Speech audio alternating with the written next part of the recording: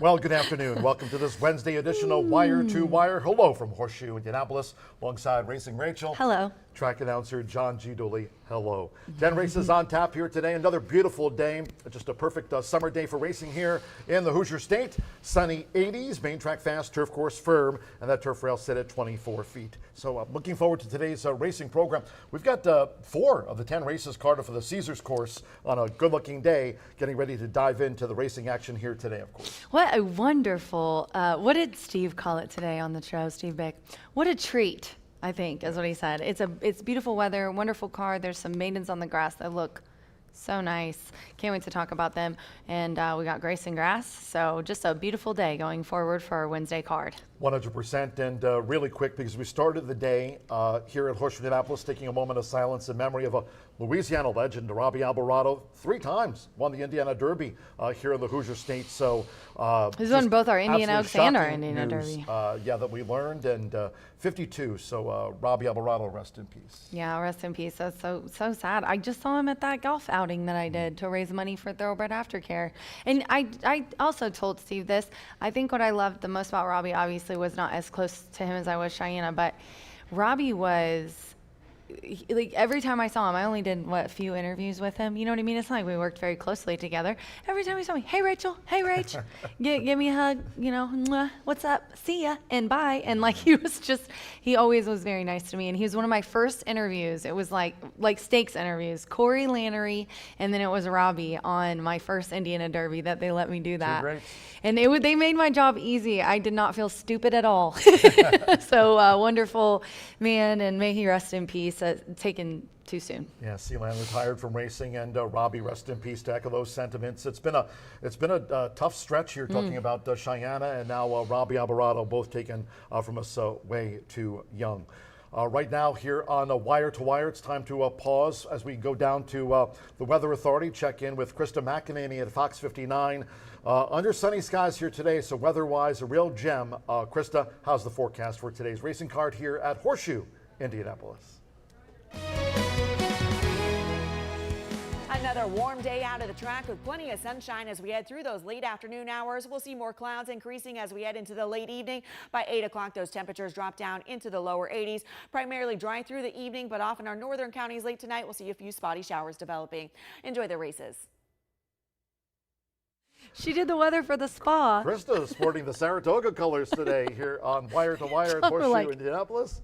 But, you're an Indiana woman. No, I'm just kidding. That was cute. She had a cute outfit and wonderful forecast. Perfect. Okay, so we're fast and firm here today, and that's good news, especially as for all those handicappers. We've got a strong cast of handicappers taking part, including you and, of course, Bryant Aragoni. Jenna Otten has trotted to the lead in the Grace and Grass Challenge, and we've got a couple of those races part of it today as we raise awareness and funds for the Grayson Jockey Club. Yeah, and kudos to all of our handicappers. We'll go over the races here after we talk about what's going on, but it's the 5th and the 8th today. I just always like to cover when I feel like when you're not handicapping for the track, but you're trying to raise money for charity, I like to cover my bases. I'd rather make them a little bit of money than, not make any at all. So I include long shots, and I've really learned that the exacta keys and the exacta boxes, and then picking a horse you really like to put $10, $15 on is a really kind of safe way to do it. But it's an interesting race, and we'll talk about it here in a minute. $488 so far raised last week through week 1 of the Grace and Grass Challenge. So good handicapping to you and all the handicappers taking part in this year's 7th annual Grace and Grass Challenge here at Horseshoe Indianapolis. Really quick before we dive in and talk about today's Racing Warriors, Racing Rachel's Warriors contest, just want to congratulate TW Streaking Cowboy is absolutely hitting it out of the park. Congratulations, Diego Bocanegra, winning yesterday's Paul Martin overnight stakes for Natasha Perez. Tom Wiley's homebred is on a roll. Man, that's the 3rd time I've seen Tom and Tammy, in the winner's circle for these stakes races, and they've got a nice horse there. Want to give a shout out to Julia Martin and Shauna Martin, who are here to represent for Paul's. I got to sit down and talk to them. Named after Paul Martin, one of the greater quarter horse trainers in the state, and a wonderful man. Whenever in the winter I didn't have my work hubby here, Paul was like my work boyfriend. Him and his wife would make sure I had a plate at all the, the ITOBA awards, because I'm up on the stage and they bring the food, or I might have to go make an announcement and they would say, no, don't take Rachel's food. She hasn't eaten. They were like, they would take care of me. Oh, so don't take Rachel's food. No, don't ever take my food. But yes, Paul, wonderful man. Tammy and Tom are also just wonderful people. And their horse was superb last night. So congratulations to them. And I know they're looking forward to the 29th, where I think they will probably be running him, because that will be the next day that not the next day, but it will be the next time that one will probably run in a stakes race. We got the old quarter horse card coming up on Saturday, and Rachel just alluded to it. Another quarter horse card coming up here, 10:45 a.m. start Eastern at the end of this month. And by the way, when Rachel's hungry, get off the exit, guys, just to give you a little heads up there. I get hangry. I have to eat every 3 hours. I don't eat big meals, but if I don't eat, I will literally push your car to True story. I'll be like, get off of the exit, we're eating. Oh, I'm sorry. If we just would have waited for 10 more minutes, we would have been home. I told you. I know you did.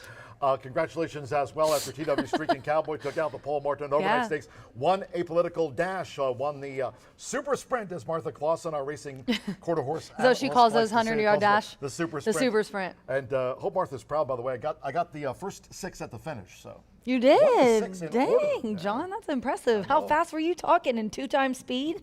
Yeah, that's a lot. You can take your time, but don't dawdle. Go down to the first floor, OTB, and enter today's Racing Rachel's Warriors contest. Come out to it's play. Free. You're picking your way to $2,000. Come on, guys. You're sitting up here in the clubhouse. You're having lunch. Just go down to the first floor OTB, pick up the entry blank, take part in today's Racing Rachel's Warriors. They take 30 minutes between races at Saratoga. You got time to go down. Yeah, you got time to go downstairs. Go down there. It's completely free. You sign up. There's $100 for first, $75 for second, $25 for third. So the weekly prizes. Yeah, and then also you can.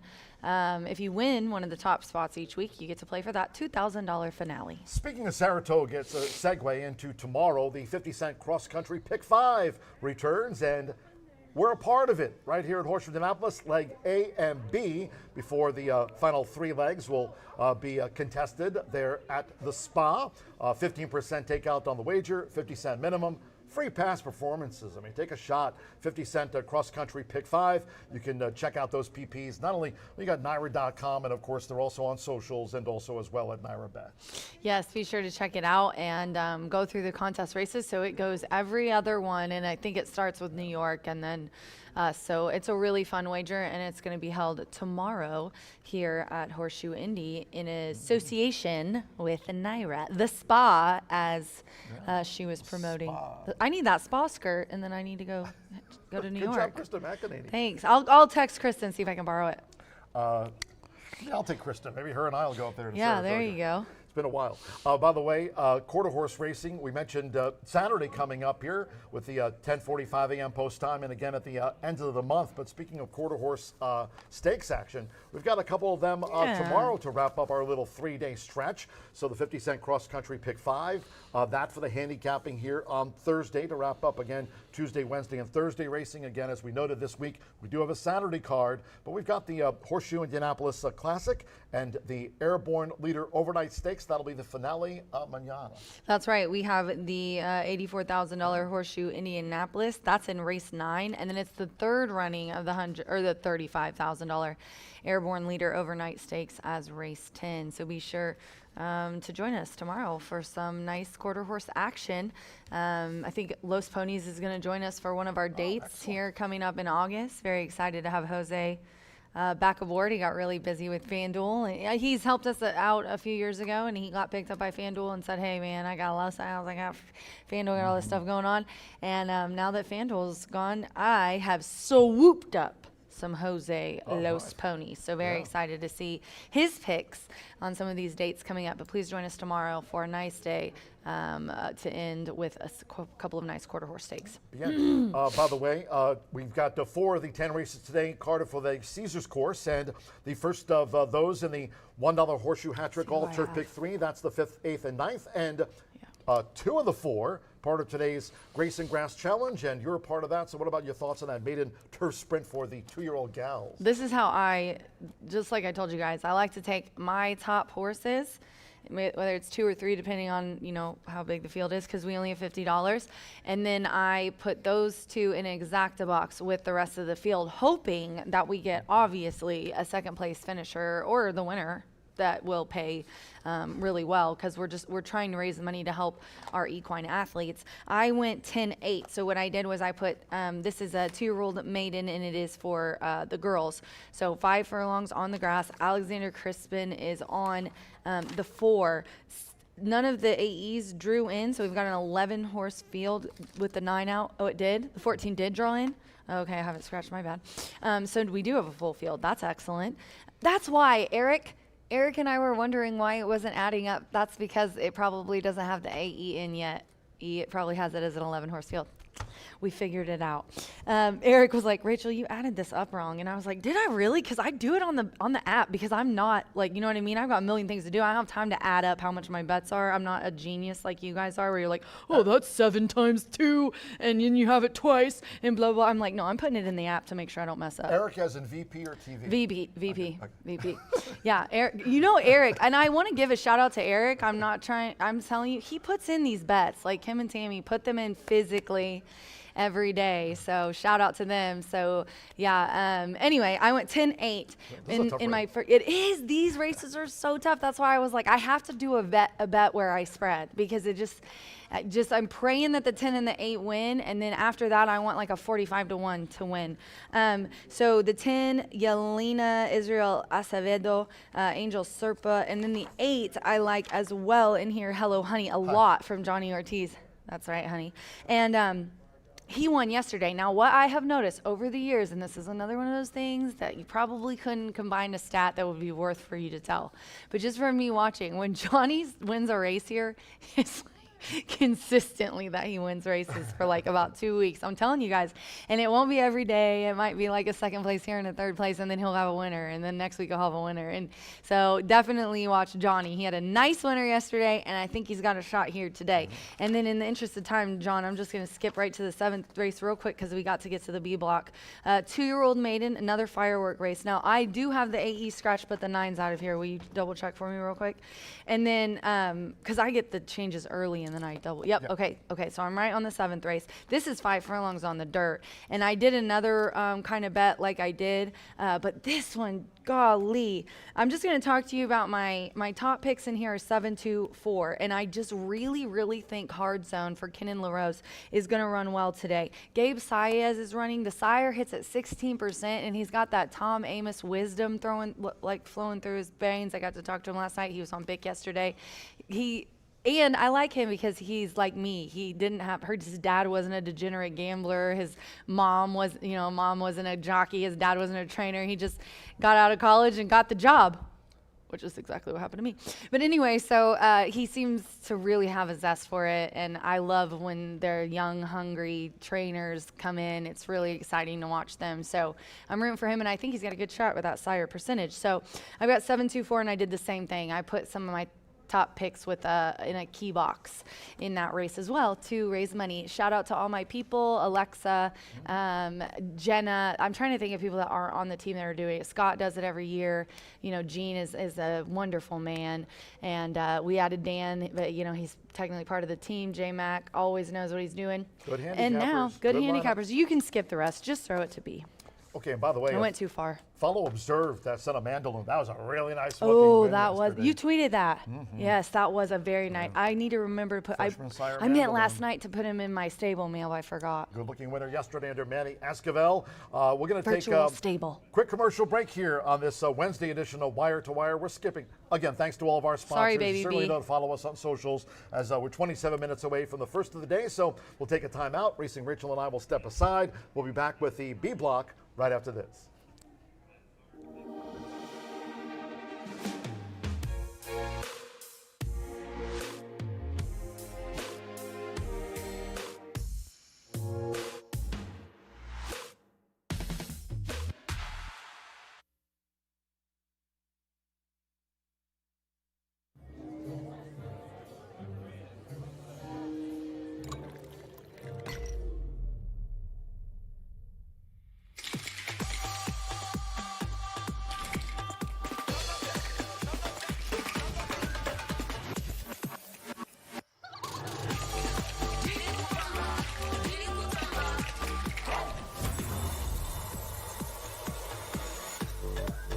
Tequila Herradura. Extraordinary awaits.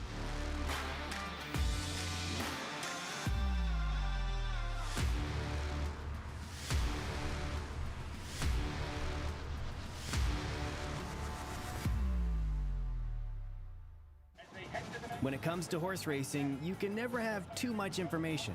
With Twin Spires, you can place your bets with confidence. Whether you use handicapping insights like our Brisnet speed ratings, prime power and past performances, the guidance of our experts' top picks, or just choose a name that catches your eye.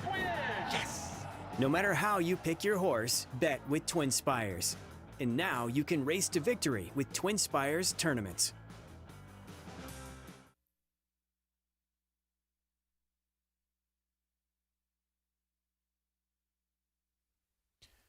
Hey, what's going on, racing fans? It's the B Block, just the son of a degenerate gambler here. Shame on me. Yours truly, just a degenerate gambler himself, and certainly the son of one, as many of my friends are as well. But there's no worse for the wear for us degenerates here at Horseshoe Indianapolis. Come on, come all. We welcome anyone who is willing to dive into these pools, and with that, some competitive racing as well. B-Block, shortened and abbreviated. This will be the last time you see me until the dinner hours, 6, 7, and 9 as well. So let's take you through how I viewed these first 5 races, put together a little bit of a ticket, 11.99% takeout, the lowest takeout in the entire country today, and certainly something that I recommend you take part in. You may be jumping back and forth between Saratoga and Horseshoe Indianapolis. I certainly wouldn't blame you by any means, but we've got some competitive races. In fact, 4 races on our turf course today. That Horseshoe hat trick will begin in the 5th race, as does the late Fire 5. Scratch number 6, Concho's Prayer, out of this first race, and Concho's Prayer, big scratch. That horse was certainly in with a chance. Strongest opinion in here is going to be playing against your 3-2 favorite, Riola Alta, a horse who just ran against significantly tougher. It was a massive jump up in class from maiden 15 to the allowance ranks. Not only took on older, but went from claiming to the allowance ranks. It was a huge jump in class. The only thing I don't like, they're letting the condition book, or at least in my opinion, shouldn't put words in their mouth, letting the condition book dictate their next spot. I'm not sure they thought this race was going to come back for quite a while, and so they're coming back on a week's rest. I don't like that off of a poor performance. I do recognize that they were, again, significantly tougher. They look to be lone speed in here, but a horse who maybe hasn't lived up to the expectation always. On debut, was bet down to 3-2. Potentially was going to be a good thing last season. Didn't make the debut until 3. I know this horse was thought highly of at 2.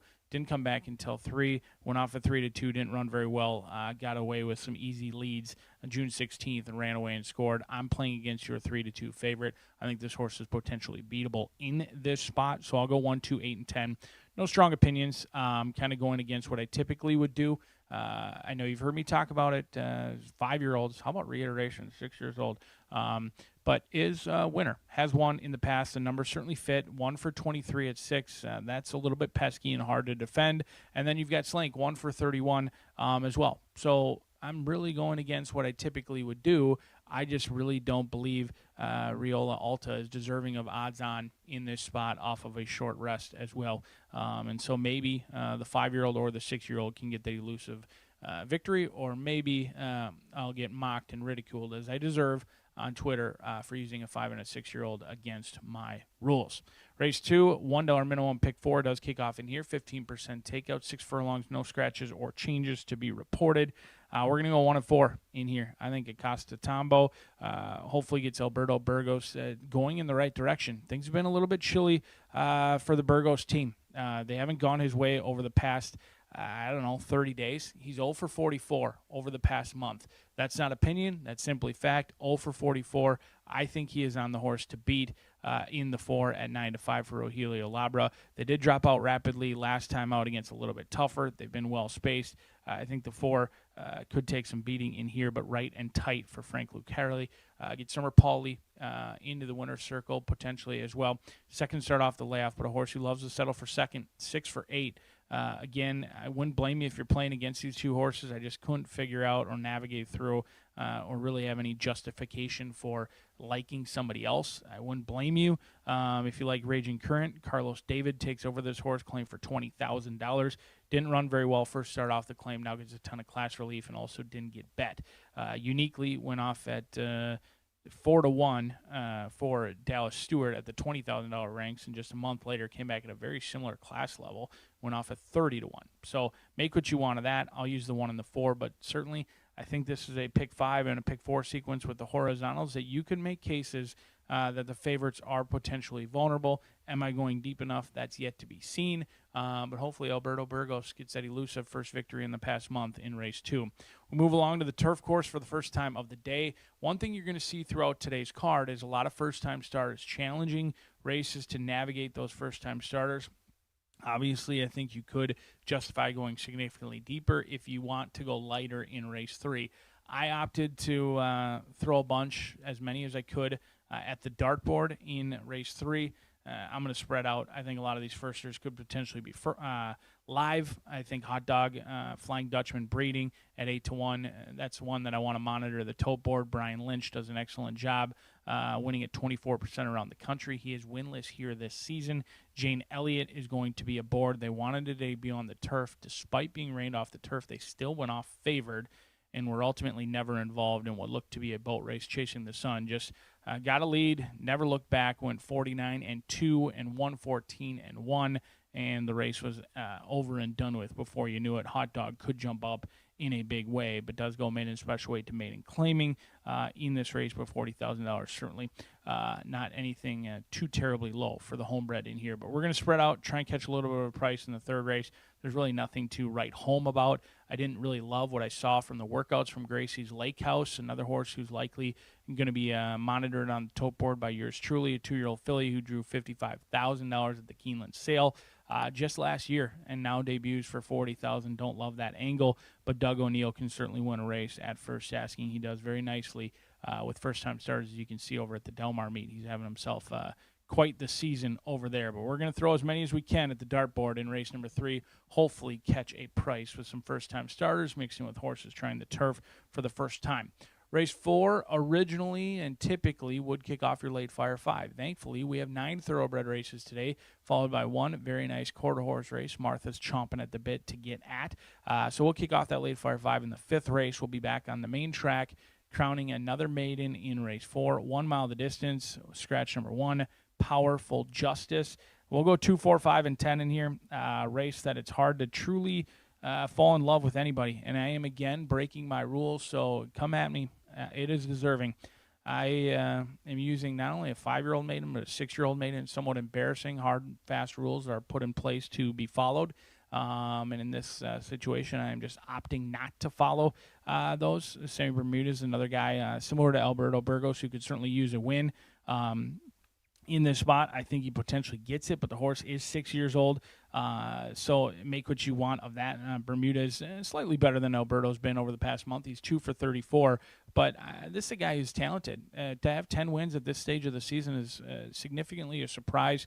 I think he's made best of what he's gotten, but I think I certainly expected him much higher than 10% midway through the summer season. But Star Spangled Image goes turf to dirt, gets some class relief as well. Could be any sort. It's My Song probably has the most upside. A 3-year-old who certainly needs to improve.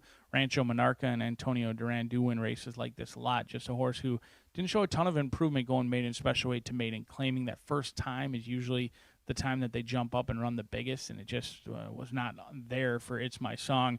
And then Officer Gamble, another 5-year-old in here for Shauna Martin, looking for her first victory with the 5-year-old Officer Gamble. The 10 has an outside chance as well. Kramer, Kalea for Brian Michael. He spells it with an I, so obviously you know I am a fan. This one hasn't lived up to the expectations. The mare, she was okay. She was an Indy-bred mare. Mostly ran at the lower level, state level, but she's produced some okay ones as well in the past. We'll see if Kramer can jump up and run a big race. Otherwise, you might be looking at a 6-year-old or a 5-year-old as a maiden no more, in a tricky 4th race that I am certainly thankful does not kick off the late Fire 5. The Grayson Grass Challenge as the Horseshoe Hat Trick, as is the late Fire 5. In the 5th race, another challenging endeavor to navigate through. Scratch 9, 13, 14, 15, and 16. Despite those scratches, still 11 of them set to go to the post. 11 two-year-olds sprinting on the grass. What more could you ask for to kick off a late Fire 5? I don't need 11. I only need one. This horse should have won on debut. Bug Boy or Bug Gal, not really sure. Hoskins, 10-pound weight bug. If you had this horse at 5-2 last time out, you deserve to run to the windows. Was a much best winner, was ridden very passively, wasn't really asked till the 8th pole. I'm sure John Ortiz is nodding his head back in the barn like, yep, it wasn't good, because they finished with a ton of run. Shortly after the wire, they were about a 16th of a mile clear of the rest of the field. It just wasn't a good ride by any means. Never want to finish with a ton of horse, and that's exactly what happened for the 10-pound bug that day. They do have a sibling in Trust Our Journey, who is a stakes winner on the turf over at Colonial. I think Hello Honey is strictly the horse to beat in here. Axel Concepcion can ride a horse. John Ortiz won with a first-time starter yesterday. He's winning at 30%. He was on track yesterday as well. I always like that angle when they're here, ready to get their picture taken. I think Hello Honey at 6-1 is going to be a single for yours truly. In all pick 4s, all pick 5s, you will know exactly how I'm feeling, because you will get to see me in the 6th race. So if I am glum and looking a little bit ill, it is because Hello Honey likely ruined my day. If I am cheery, as I always am, you will know that Hello Honey came home to score. The hammer time of the day, we'll find out just a couple hours from now if we're the hammer or the nail. But the wordsmith himself, John G. Dooley, has made his way up to the announcer's booth. He is all set to take you through today's very limited scratches and changes, mostly also eligibles. Big fields, lots of maiden, lots of potential await you, as we are just a couple of minutes away from kicking off the racing card on a beautiful Wednesday at Horseshoe Indianapolis.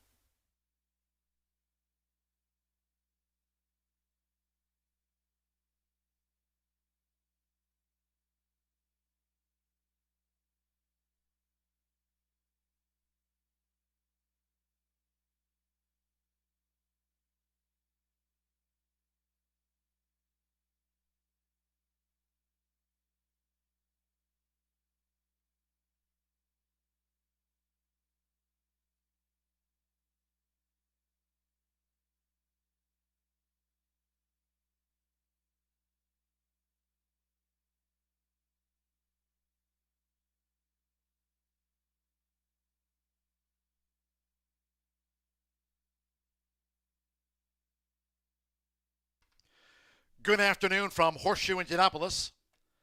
Hello now from the broadcast booth. Great to have you with us today. Track announcer John G. Dooley. Another beautiful day here in town. Sunny skies, 80s. Main track fast, and the turf course remains rated firm. Turf rail set at 24 feet this race week out there on that Caesars course. 10 races on tap if you have your From Gate to Glory track programs near. Right now, let's take a look at the changes and corrections on our racing program. Opening sprint starts the 50-cent early pick 5, just covered on the B block on Wire to Wire. Scratch number 6, Concho's Prayer. Number 6, Concho's Prayer has been scratched. No rider changes. Number 9, Hunted Prayer, and 3 pounds to the program weight in the sprint opener for the pick 5 start. In the second race, maiden sprint, no scratches. Second race, number 2, Shidoni. A change of jockey. There it is to Sammy Bermudez. Sammy Bermudez will ride number 2, Shidoni. Number 7, Raging Current, ownership correction. Should read Raleigh Racing Stable LLC. That of Stacy Stevens, ownership correction. On to the third we go. Maiden Juvenile Fillies Turf. Scratch the 7, Queen Mama. Number 12, New Madrid. Take out number 13, Motown, Foxy Brown. And scratch number 14, Bride. Number 11, Let Comps Run, draws in. Note, Let Comps Run, number 11, will run. Number 2, Cherry Bark. A jockey change for that first-timer to Irving Moncada. Irving Moncada on 2, Cherry Bark. And also number 11, Lecomte's Run, draws in, and the ownership Mulholland Farm of Joseph Mulholland. Ownership correction as well for Lecomte's Run. In the fourth race, Scratch from the maiden mile, number 1, Powerful Justice. Number 1, Powerful Justice has been scratched. In the 5th race, here the start of the $1 Horseshoe Hat Trick All Turf Pick 3, featured on races 5, 8, and 9. Here's scratch number 9, Echo Paradise. 13, Katie Jane. Now note the 14, Chiquita has been scratched.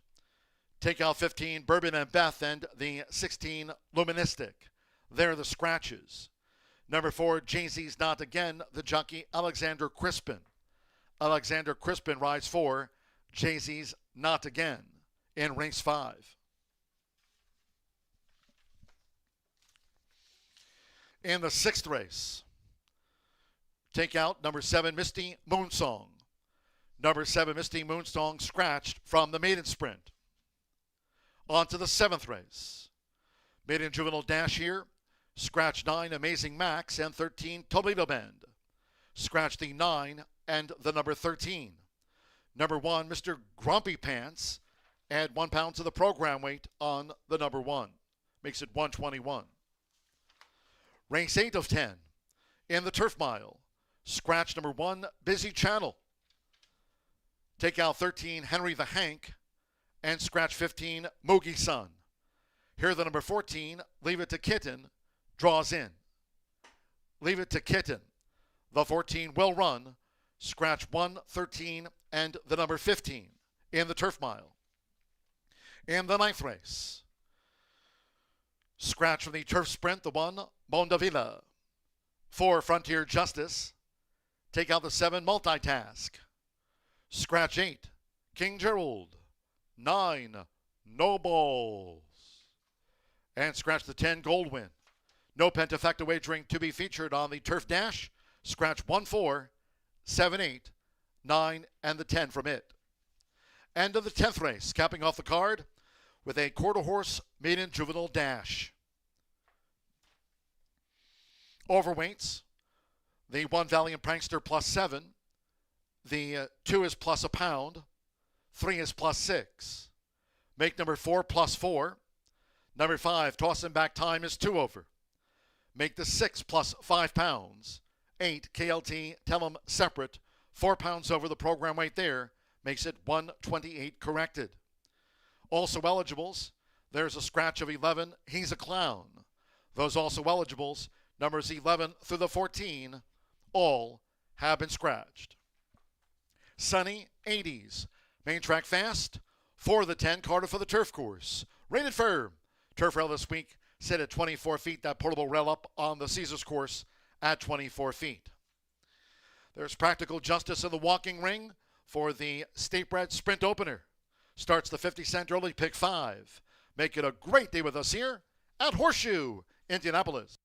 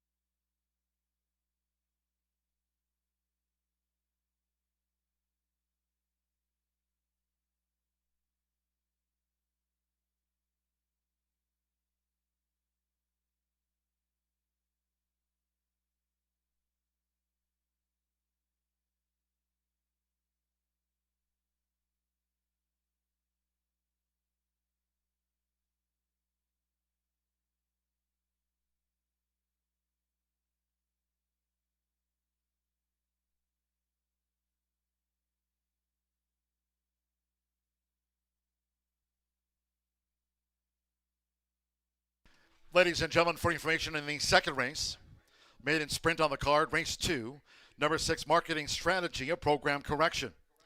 Marketing Strategy, last time out at Churchill Downs, raced with a hood, not blinkers on. A hood worn by the 6 Market Strategy, last out at Churchill, and Market Strategy will race with a hood on here today in race 2, the maiden sprint.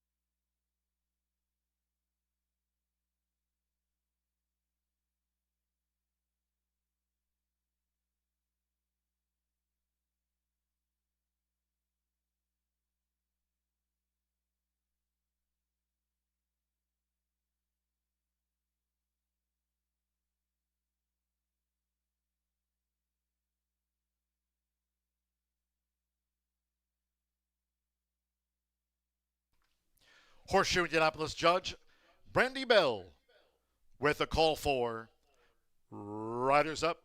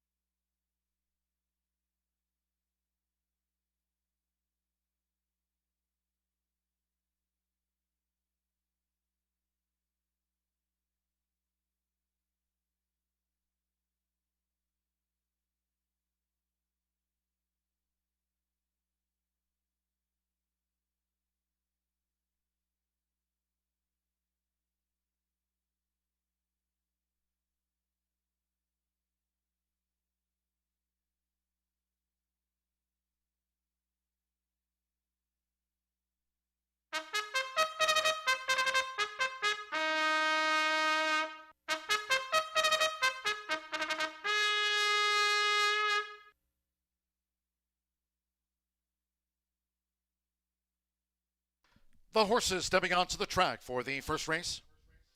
It's the first of 10 on the day. State bred sprint at 5.5 furlongs, a field of 9. Scratch number 6, Concho's Prayer. Number 6, Concho's Prayer has been scratched. 9, Hunted Prayer at 3 pounds to the program weight. Race 1 features Exacta, Trifecta, Superfecta. Started by rolling doubles, 50-cent pick 3s. This is the start to the 50-cent early pick 5. Sunny, Fast, Firm. Portable rail on the Caesars course up at 24 feet this race week. 2 minutes to post time. Get your wagers in. Due off soon.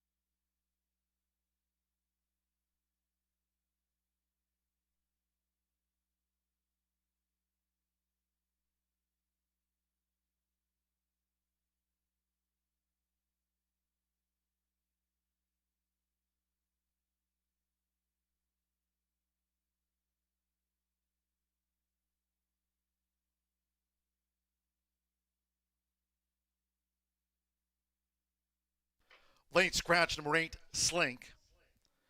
Ladies and gentlemen, by order of the stewards, upon recommendation of the track veterinarian, number 8, Slink, has now been ordered scratched from the sprint opener. All wagers on 8, Slink to be refunded. Scratch number 8, Slink. Less than 1 minute.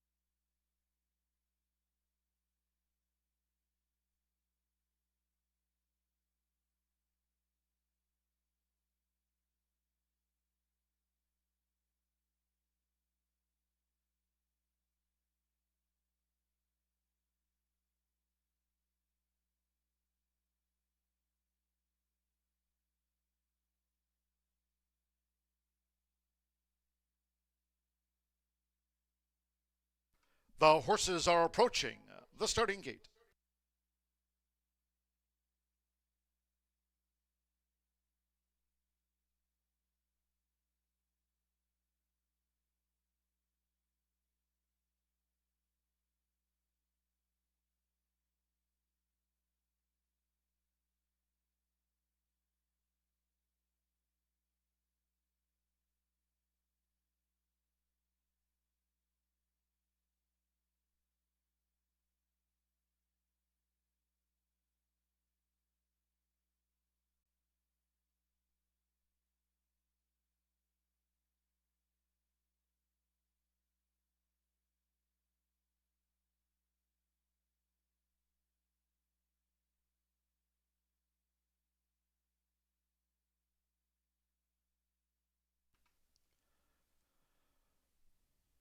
Arriving at the gate here for the first of the day, 6, Concho's Prayer, and 8, Slink. Both have been scratched. 6 and the 8 are the non-runners. It is now post time. They're going in. Irving Moncada with Tank Walk. Armir Mendoza, Bulldog Mike. Loading into the starting gate as Tank Walk has joined Bulldog Mike. Now Rioja Alta. Josh Morales for Tony Cunningham. 4-5. First favorite Rioja Alta. Simmer Bermudez with Reiteration to post 2. Micah Meeks with Hunter Prayer. Hannah Leahy. Up comes Gray V. And 5.5 furlongs. 2 back. Marcelino Pedrosa Jr. with Sombeye King drew 4. 15-1 on Sombeye King. 3-5 on Rioja Alta. And one more. Alberto Burgos with Practical Justice. Fast and firm under sunny skies for today's 10-race card. Here comes the first. They're in the gate. Away and running at Horseshoe Indianapolis. Fast start for Gravy, quickly tackled by Sombeye King, and here's the speed of Rioja Alta, who now takes the lead for Joshua Morales outside the half-mile pole. It's Rioja Alta who leads Gravy and Sombeye King right there too. Bulldog Mike tracks them from 4th now at the 3.5. Practical Justice is a wide 5th. Reiteration with the rail. The Gray is Hunted Prayer 2nd to last and beaten for speed. Tank Walk trails here in the Wednesday opener. The quarter was 22.31 seconds and Rioja Alta at 4-5 spearheads them. Now coming toward the quarter pole from Sombeye King, who pursues as they come toward the top of the stretch. Gravy toward the rail. Practical Justice straightens away a wide 4th. Then Bulldog Mike, Reiteration, Hunted Prayer, and Tank Walk on the front outside. 1 furlong to go with Joshua Morales. Rioja Alta holding on to this advantage. It's better than 2 past the 16th from Gravy. Second toward the inside. Late bid by Tank Walk, but near home, it's Rioja Alta. Rioja Alta won by 2 from a rallying Tank Walk. Gravy third, and Practical Justice finished fourth.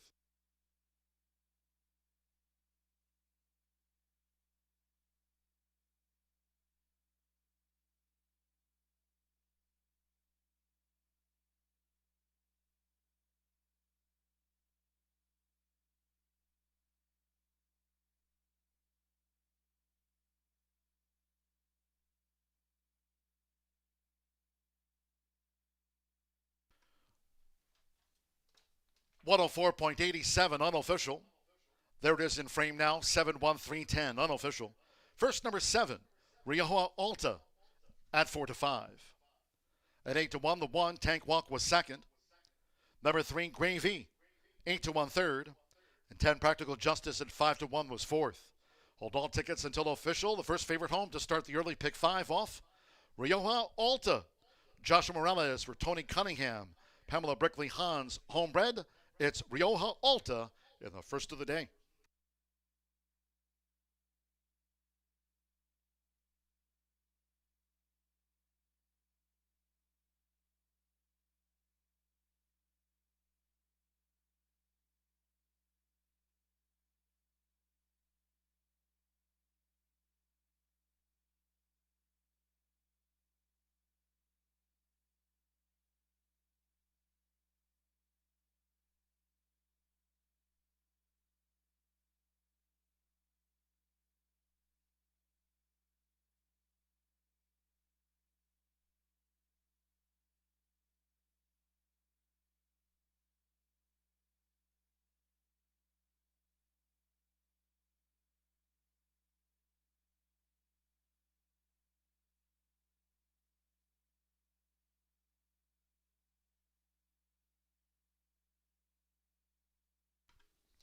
And the Murphy Trailer Sales winner circle, number 7, Rioja Alta with Joshua Morales.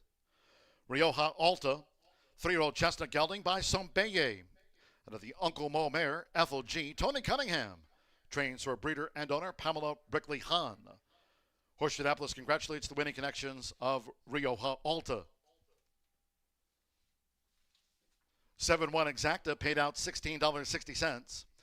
50-cent trifecta, 7-1-3. $19.05. Practical Justice was fourth. 10-cent superfecta, 7-1-3-10, netted $12.90. In the sprint opener, the 6 and 8 were non-runners. Favorite first, 8 started. Fast track 104.87. 22 minutes away, race 2 of 10 in the maiden sprint. No scratches. 2 Shadoni, the jockey Sammy Bermudez. Sammy Bermudez rides number 2 Shadoni. 6 Market Strategy. Once again, program correction.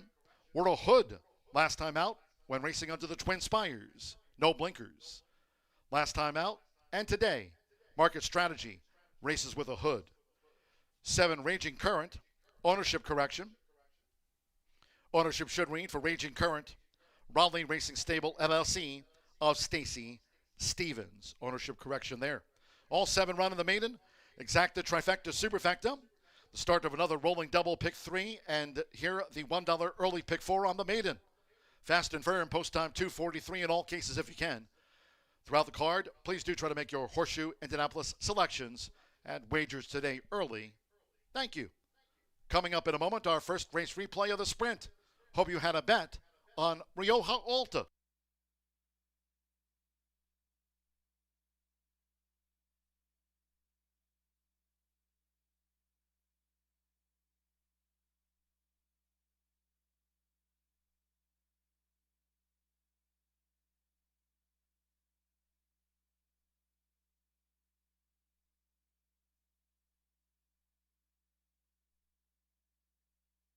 Race card. Here comes the first. They're in the gate. Away and running at Horseshoe Indianapolis. Fast start for Gravy. Quickly tackled by Sombeye King. And here's the speed of Rioja Alta, who now takes the lead for Joshua Morales outside the half-mile pole. It's Rioja Alta. who leads Gravy and Sobeya King right there too. Bulldog Mike tracks them from fourth now at the 3.5. Practical Justice is a wide fifth. Reiteration with the rail. The Gray's Hunted Prayer second to last and beaten for speed. Tank Walk trails here in the Wednesday opener. The quarter was 22.31 seconds and Rioja Alta at 4 to 5 spearheads them, now coming toward the quarter pole. From Sombeye King, who pursues as they come toward the top of the stretch, Gravy toward the rail. Practical Justice straightens away a wide fourth. Then Bulldog Mike, Reiteration, Hunted Prayer, and Tank Walk on the front side. 1 furlong to go with Joshua Morales. Rioja Alta holding on to this advantage. It's better than 2 past the 16th from Gravy. Second toward the inside. Late bid by Tank Walk, but near home, it's Rioja Alta. Rioja Alta won by 2 from a rallying Tank Walk. Gravy third.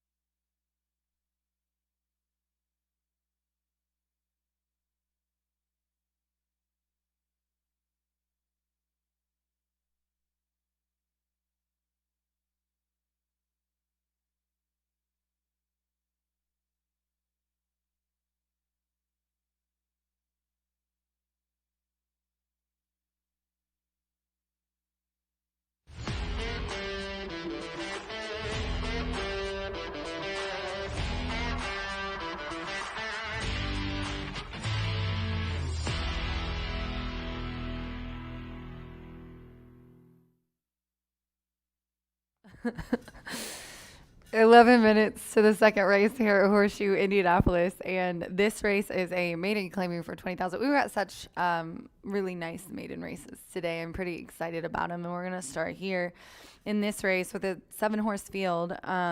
In the first race, the 7-1 Rioja Alta with Morales aboard.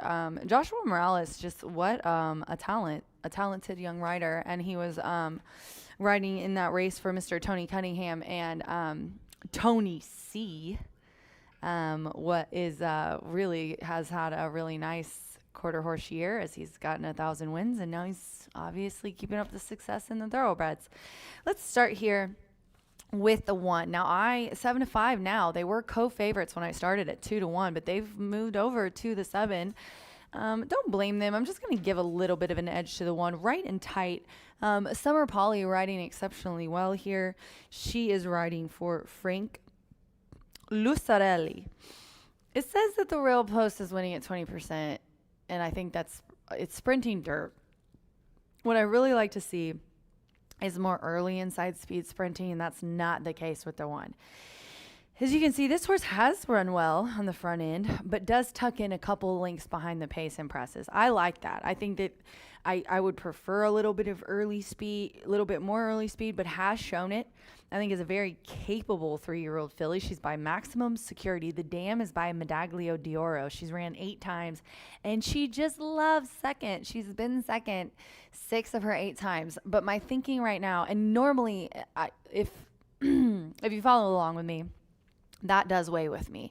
If I see a horse that just has gotten second repeatedly, it's a horse that, it's a pack animal. It doesn't want to pass anyone, and that's fine. He's making, she's paying for her feed, $21,000, and they only paid 10 for her. So she's dropping to 20 from 30. I think that's going to be the difference. Whereas our 7, as well, is dropping, but I just think that the 1 is going to be her day. Like, at some point, she's going to have to break the maiden, right? I mean, no, she doesn't have to, but I just think she's too talented not to get it done. So I'm going to go with the 1. And then the 7 here, also, I do want to say Frank, because I did have to look him up. He's 22% in maiden claiming on that 1. The 7 is trained, however, by David Carlos, and this one is ridden by Luke Hoskins. Raleigh Racing Stable owns. This is a 3-year-old filly by Good Magic. Little curling in there on the Robbie Alvarado moment of silence in the grandsire. And then I don't really know a whole lot about the European, the dam, but this one hasn't really ever been in the money. So that's why I just kind of went away from it. But look at the races that this horse has been running in. I mean, it's been at Churchill, it's been at Keeneland, it's been at Fairgrounds.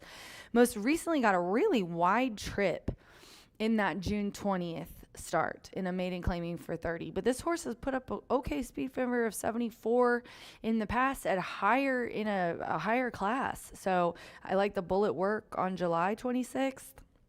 That was at Ellis, 4 furlongs, 47-4. And again, this one's got the early speed I was talking about, but it's on the outside, dropping a class. But, this is second off the claim. So maybe they needed that 1 to figure the horse out. I'm not sure, but yeah, this filly looks really good on the outside, but I had to give the edge to the 1. And let's round out with my lucky number 4, Acostambo gets is on the board at 9-2. Rogelio Labra, a very nice trainer. He's got some nice horses. He knows where to put them here in Indiana. And he's got this 4-year-old filly by Honor AP, making its 4th lifetime start. Second place finish was back on April 29th here.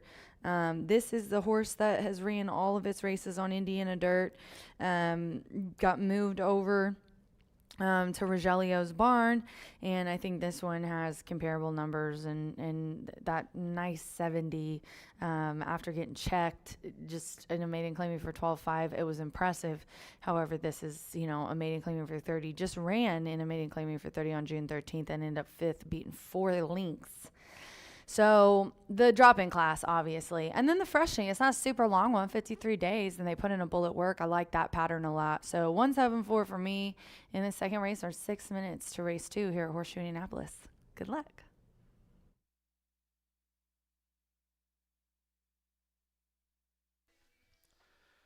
There is a late paddock shoe repair for number 3, Asian Sun. Paddock shoe repair for the blue 3.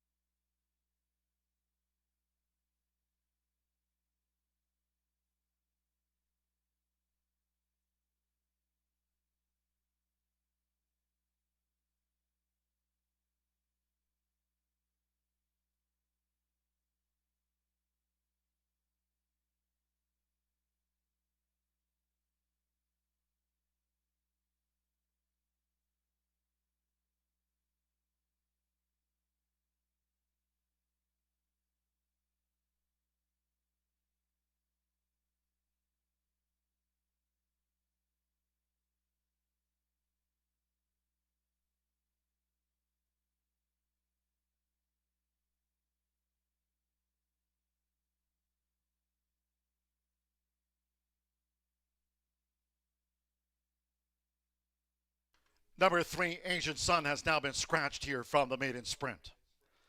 By order of the steward, scratching 3, Asian Sun. No longer a late paddock shoe repair. No longer will run in the maiden. Scratch 3, Asian Sun. There will be a consolation 7-3 double. 7-3 for a consolation double. Those using 3, Asian Sun. And a multi-race wager starting on the first of the day. Those wagers transferred to the post-time favorite. Scratch number 3, Asian Sun.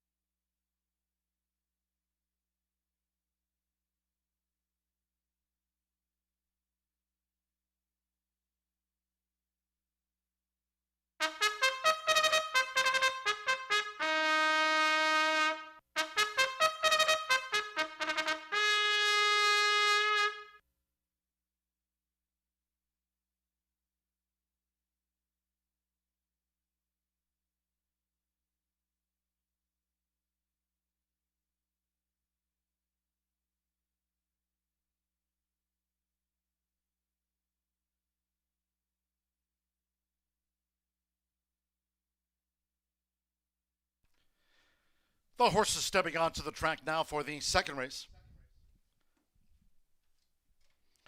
This race will be run at 6 furlongs. Now a field of 6. Late scratch on 3 Asian Sun, now out of the maiden dash.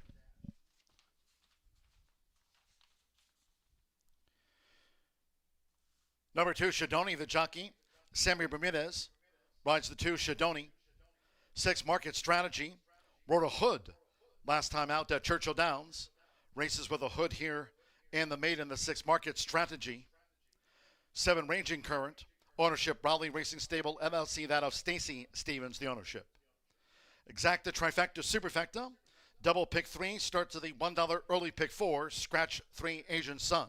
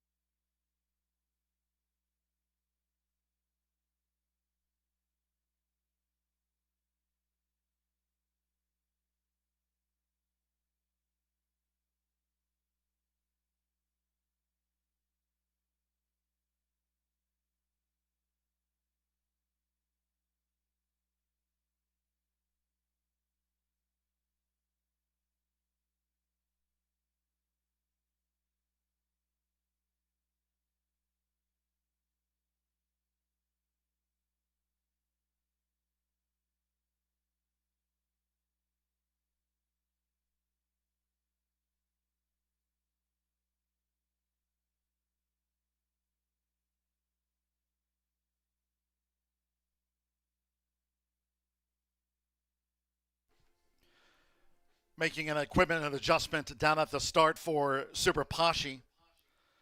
We had that late scratch on 3, Asian Sun. The 3 a non-runner. The horses are approaching the starting gate now.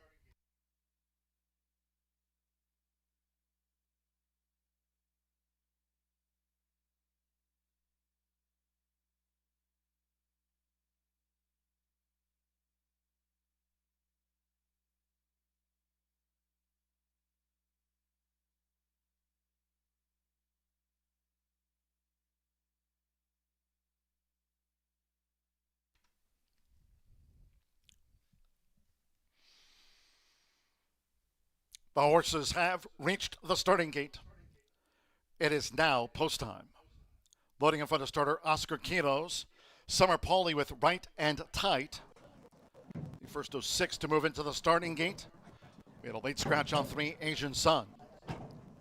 Simmer Bermudez with Shadoni. Carlos Franco with Super Pashi. Axel Concepcion, Market Strategy. For a hood last time out at Churchill, and here a hood for Market Strategy. Alberto Burgos with a Costa Mambo and 1 more. Raging Current, Luke Hoskins claims a 10-pound apprentice allowance with 3 career wins. All in line. And they're off. Raging Current away well. Super Pashi in the black silks. Acosta Mambo is right there here in the early stages, right and tight with the rail. Then comes Shadoni. Market Strategy is last of the sextet and out in front. It's Raging Current, who just leans for Luke Hoskins with toward the inside. Super Pashi battling Raging Current, going past the half-mile pole, now a half length apart.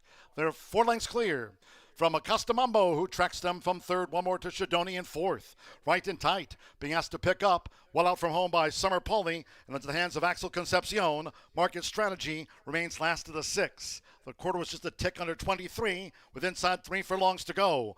Raging Current, Super Pashi trying to counter-punch toward the inside, and Acosta Mambo coming with a bid now for Alberto Burgos as these maiden fillies turn for home. And then on the far outside, Shadoni with Raging Current on the stand side and right and tight. Half mile, 47.10 seconds. Here comes Acosta Mambo charging after Raging Current as Super Pashi capitulates, and Raging Current is up into 3rd. They're close to home. It's Raging Current, and Acosta Mambo in a bobbing finish. Photo, Raging Current finished 3rd. Marketing Strategy finished 3rd.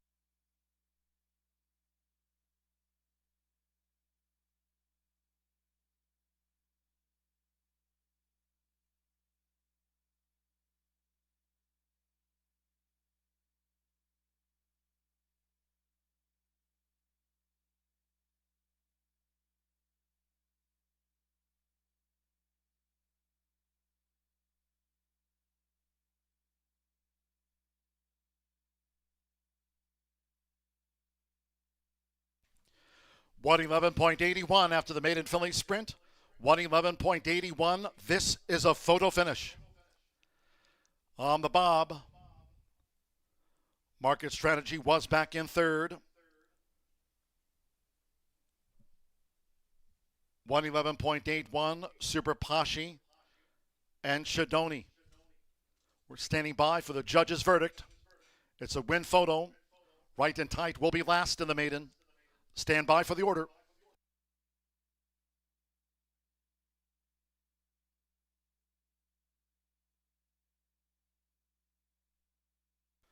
$4,765, number 4, Custom Mambo at 5-2 on the bob. 7, Raging Current at 6-5, denied. 6, Market Strategy at 4 1/3, and 5, Super Pashi, 14 1/4, Alberto Burgos. For Rogelio Alabra and Juan de la Cruz, Acosta Mambo at 5-2, got up in time.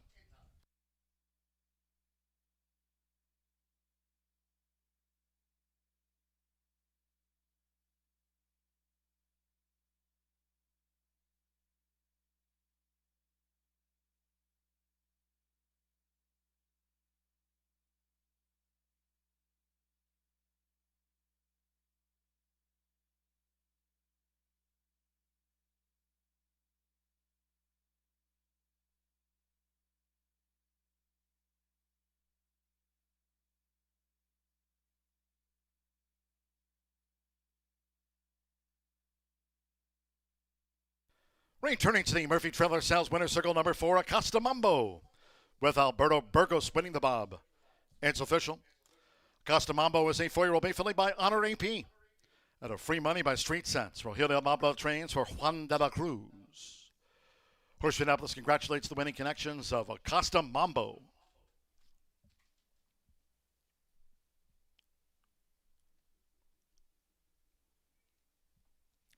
$4-7 exacta paid $17.20. Market Strategy was third, 50-cent trifecta, 476, $19.30. Super Pashy fourth, 10-cent superfecta, 4765, paid $18.36. A couple of doubles. The 7-4 natural double, $14 even. There was a 7-3 consolation double, $3.40 after a late scratch on 3, Asian Sun. And the maiden sprint, favorite, second, 6 ran, 111.81. 22 minutes away from the next one with a revised post time. Third race, scratch 7, Queen Mama, 12, New Madrid, 13, Motown, Foxy Brown, and 14, Bride. Scratch the 7, 12, 13, and the 14. 2, Cherry Bark, the jockey, Irving Moncada. Irving Moncada on 2, Cherry Bark. 11, Le Comps Run, draws in the ownership Mulholland Farm of Joseph Mulholland. Exacta, trifecta, superfecta, double pick 3, courses for Turf Rail at 24 feet. Post time will now be at 3:17.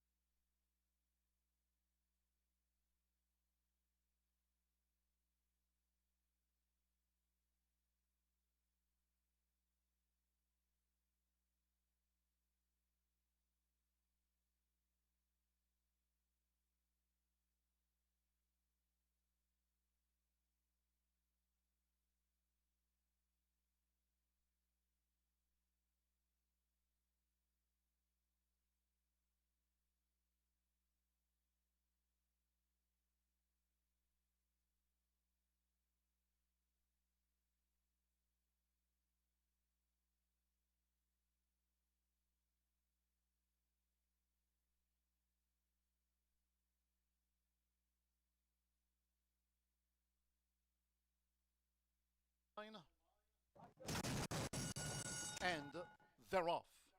Raging Current away well. Super Pashy in the black silks. Acosta Mambo is right there here in the early stages, right and tight with the rail. Then comes Shadoni. Market Strategy is last of the sextet and out in front.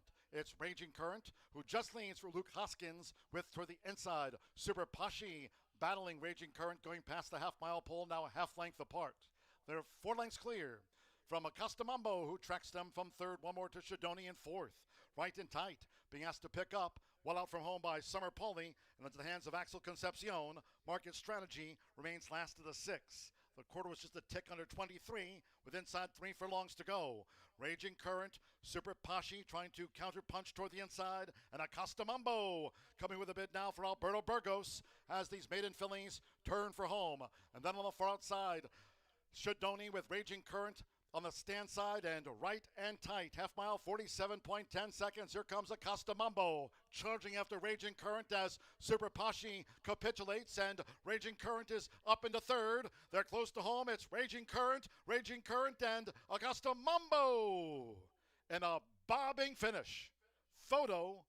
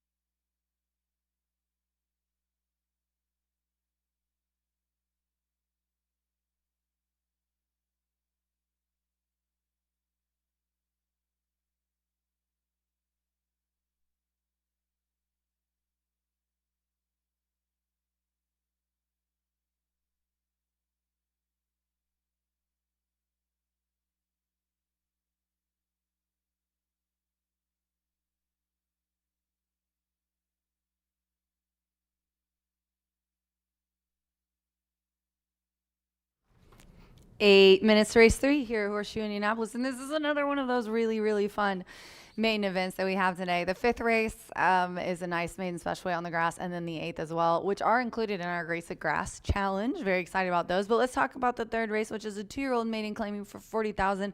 And it's really a nice group going postward. The 7 is out of here, Queen Mama, as well as the AEs 12, 13, and 14. But the 11, Le Compte's Run, does draw in. Last year there was the AE Luck, but I haven't seen a whole lot of it this year. Irving Mancada is aboard the 2, Cherry Bark. I'm going to land on the 5, Ignoring Alana. I don't know what Alana did to deserve being ignored. But this is a 2-year-old filly by Olympiad. And here's the thing.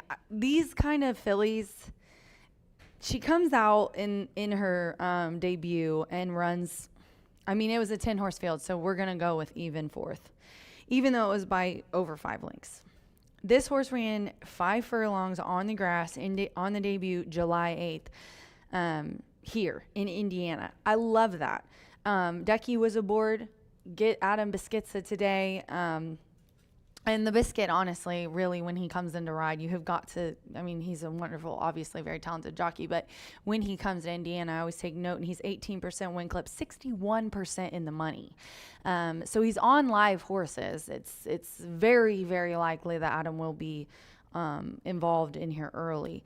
Now, to talk to you about some of these works that we've got coming in at Turfway, none of them jump off the page at me except the July 3rd Turfway 4 furlongs, and what was that one? That's the second one, so not the most recent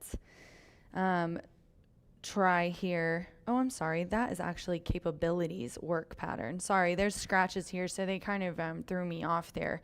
The one that I like is July 23rd at Turfway 4 furlongs, 48-2, and that was breezing 7 of 35, 48-3, 7 of 35. That one I really liked after her debut. So she's put in work. She looks really good. She's got Adam. She has nice breeding, and she has experience. The only thing that we're doing now is she's been on grass. We're going 2 turns. And then we're going to do the 4, Lucky Lollipop. My 5 is 5-1, 4 is 7-1. Axel Concepcion riding amazingly lately. Actually, he's had an overall good meet. He was hot a little bit earlier. I feel like in July it's kind of gone towards a mirror. Mendoza's been pretty hot. Alex Ashard. But Axel riding really well. Kelsey Danner here for this 2-year-old filly by Instagram, Warriors Reward Dam. She was a $30,000 November in the breeding sale. And she ran a 3rd on debut by 12, though. Like, it was definitely a best of the rest situation. She made a cool move, and I think that really shot her up there, but she just couldn't hang on, and it was Churchill. And then last race was in Indiana. And as they're legging up, I'm going to go with the 6 here. And that is Capability. Ed Moger, and owned by Steve Moger. 2-year-old filly by Nixco. This is another one. Really nice breeding. Summer Polly riding wonderfully. She rode last time. It was really a serviceable first start for a 2-year-old, I really think. She kept her calm. She kept her in the lane. She looked like she had a good head about her, and she finished nicely. When you look at a first-time starters races, you want to see progression. You want to see that 7 lengths at 8 by 7, and then you want to see 4 lengths off the lead. You can tell they're trying, and that was a promising start for her, I think, and is only going to improve. Now we're switching up completely and going from a route to a sprint to a route, and from dirt to grass. There she is. 5-4-6 for me in the 3rd race here. Horseshoe Indianapolis. Good luck, ladies and gentlemen.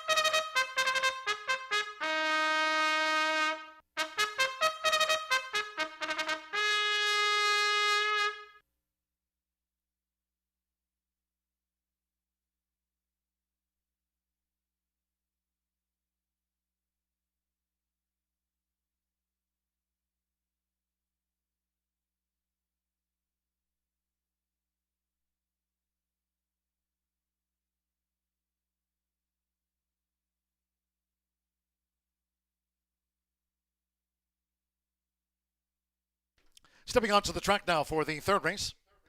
First of four today on the turf course. Made it here over the 7.5 furlongs. Infield of 10. Juvenile fillies run. Scratch 7 Queen Mama. 12 New Madrid. 13 Motown Foxy Brown. And 14 Bride. Scratch 7 12. 13 and the number 14. 2 Cherry Bark. Debuts with Irving Moncada. 2 Cherry Bark. 11 Necom's Run. The ownership Mulholland Farm of Joseph Mulholland. Exacta, trifecta, superfecta, double pick 3. Course fair. Turf rail of 24 feet. 2 minutes. 2 posta.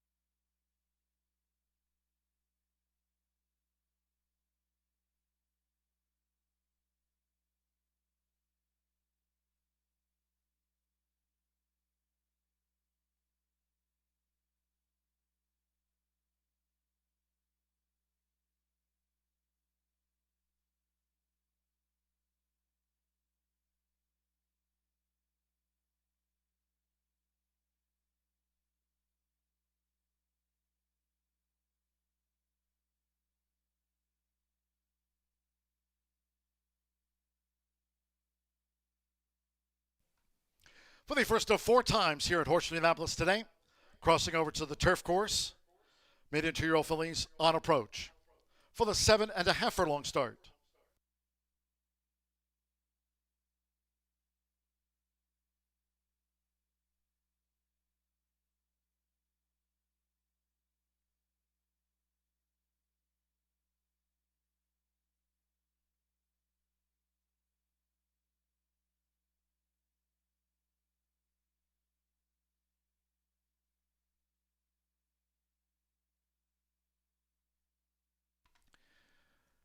The horses have reached the starting gate. It is now post time. They're going in. Mario Gutierrez with the Thorough Crowd newcomer, Gabagold. Summer Pauly with Capability. Irving Moncada, Cherry Bark has taken her position within the starting gate, now Capability.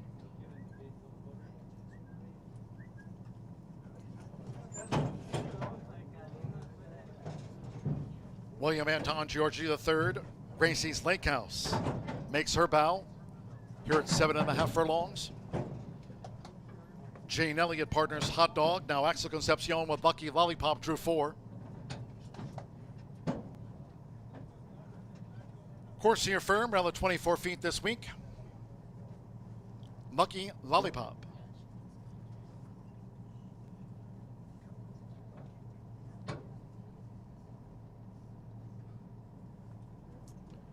Right now ignoring Alana and Hot Dog, co 3-1 favorites.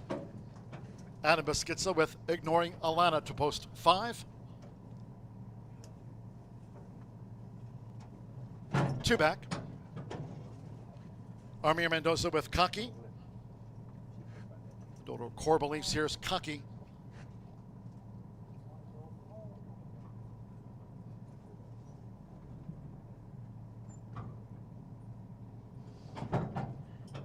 One more. Drawing in Alex Ashar with the Comps Run. Course firm, another 24 feet. They're in the gate. And they're off. Gabagold right into action. Here comes an early bid by Gracie's Lake House, and there's the Comps Run for Alex Ashar, who looks to head them off, making their way into the first turn. Just a touch over 6 furlongs to go, and it's the Comps Run who's up to take the lead from sharp starting Gabagold, who hugs the rail there, set at 24 feet as these mid-interior fillies go to the back of the course. On the outside, Gracie's Lake House is just into third. Lucky Lollipop, a ground-saving fourth for Axel Concepcion. Length then to Hot Dog, who's in fifth, making his backstretch run. Breakable length and a half to My Blue Heaven, who's next in sixth. With on the outside Capability toward the rail, ignoring Alana with her bid now for Adam Beschizza going past the half-mile pole. Cherry Bark is running second to last, and the well back is Cocky, who trails as they make their way into the far turn quarter, 23.24 seconds. Out in front, it's the Comps Run, who leans a close Gabagold with Gracie's Lake House and Lucky Lollipop. On the outside, Hot Dog is running in fifth as they round the far turn with inside 3 furlongs to go. Then comes My Blue Heaven, who's running in sixth as these leaders come toward the quarter pole. Ignoring Alana's in traffic. Capability on the front outside. Cherry Bark, and finally Cocky has trailed. Into the stretch, it's the Comps Run. The half was 48.88. Lecomte's Run a furlong away. 3/4, a couple of ticks over 114. Gracie's Lake House in toward the inside. Gabagold is in tight quarters. In the meantime, with Alex Ashar, it's Lecomte's Run who's holding on to this advantage, ignoring Alana, closing out the finish, but too late. Lecomte's Run has won it by 2. Ignoring Alana was second. Gracie's Lake House third, and Gabagold finished fourth.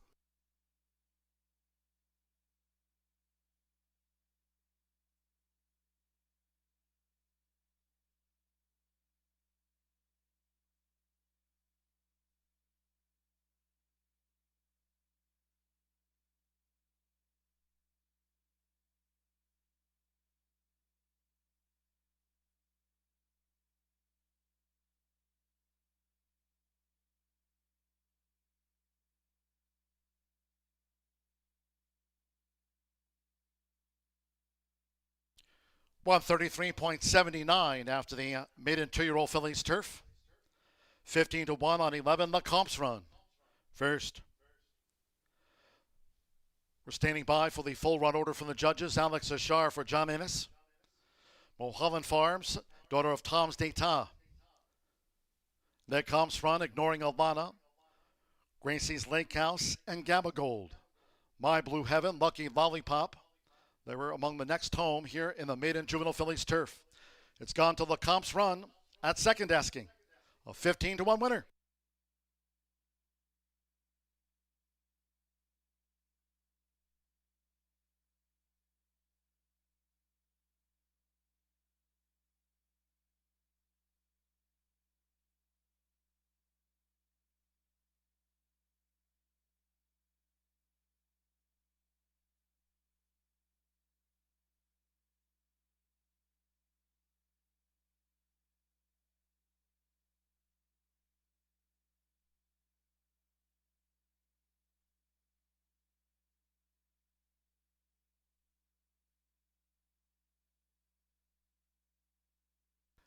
The judges have posted number 5, Ignoring Alana, second. Number 8, Gracie's Lake House, third. And the 1, Gabba Gold, fourth. 11-5, 8-1.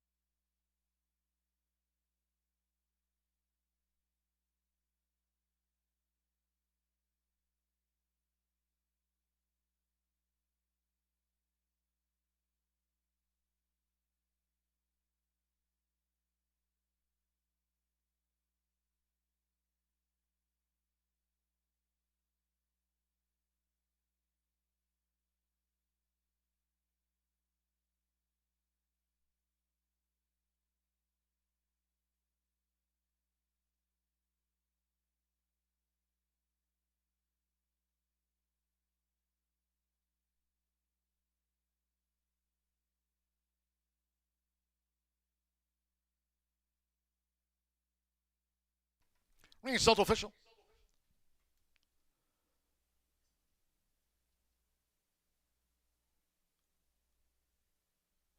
Returning to the Murphy Trailer Sales winner circle number 11, Lecomte's Run with Alex Ashar. Lecomte's Run is a 2-year-old Chestnut filly by Tom's Data. At an exchange rate mare, pounds to pennies.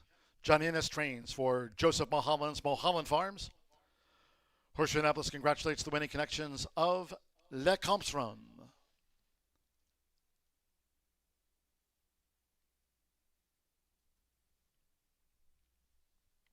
$11.5 exacta paid $216.40.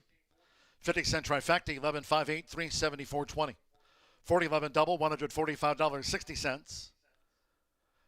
First pick 3 of the day, capped off by Lecomte's Run. 50-cent pick 3 paid out $66.85. Gabba Gold was fourth. 10-cent superfecta $11.581 $689.67.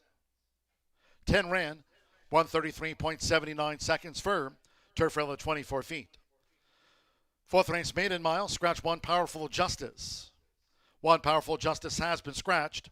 Exacta, trifecta, superfecta, double pick 3. Post time for the mile at 3:49.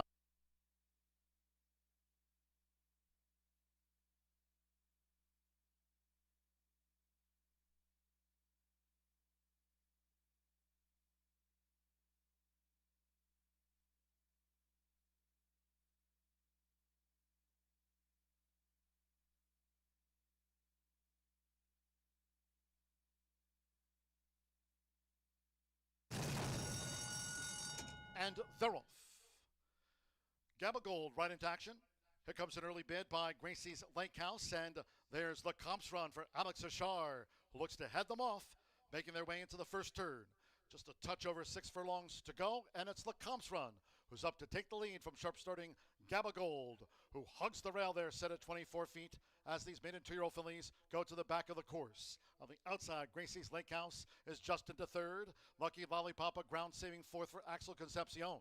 Length then to Hot Dog, who's in fifth, making his backstretch run. Breakable length and a half to My Blue Heaven, who's next in sixth. With on the outside capability toward the rail, Ignoring Alana with her bid now for Adam Beschizza going past the half-mile pole. Cherry Bark is running second to last, and the well back is Cocky, who trails as they make their way into the far turn, quarter 23.24 seconds. Out in front, it's Lecomte's Run, who leans a close Gamma Gold, with Gracie's Lake House and Lucky Lollipop. On the outside, Hot Dog is running in 5th. As they round the far turn with inside 3 furlongs to go. Then comes My Blue Heaven, who's running in 6th as these leaders come toward the quarter pole. Ignoring Alana's in traffic. Capability on the front side. Cherry Bark and finally Cocky has trailed. Into the stretch, it's Lecomte's Run. The half was 48.88. Lecomte's Run a furlong away. 3/4, a couple of ticks over 114. Gracie's Lake House and toward the inside. Gamma Gold is in tight quarters. In the meantime, with Alex Ashar, it's Lecomte's Run who's holding on to this advantage, ignoring Alana, closing out the finish, but too late. Lecomte's Run has won it by 2. Ignoring Alana was second. Gracie's Lake House, 24 feet. They're in the gate.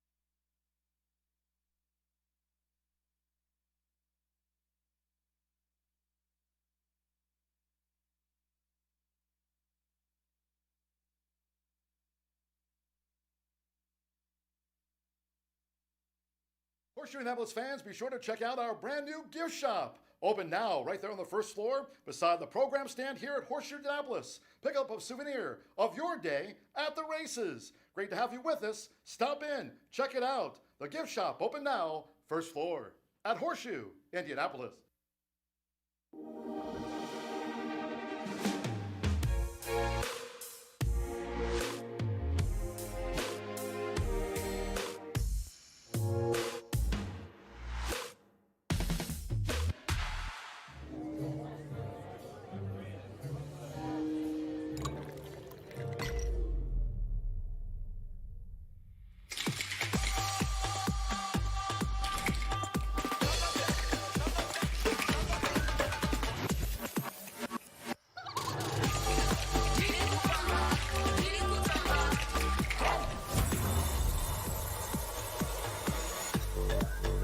Tequila Herradura. Extraordinary awaits.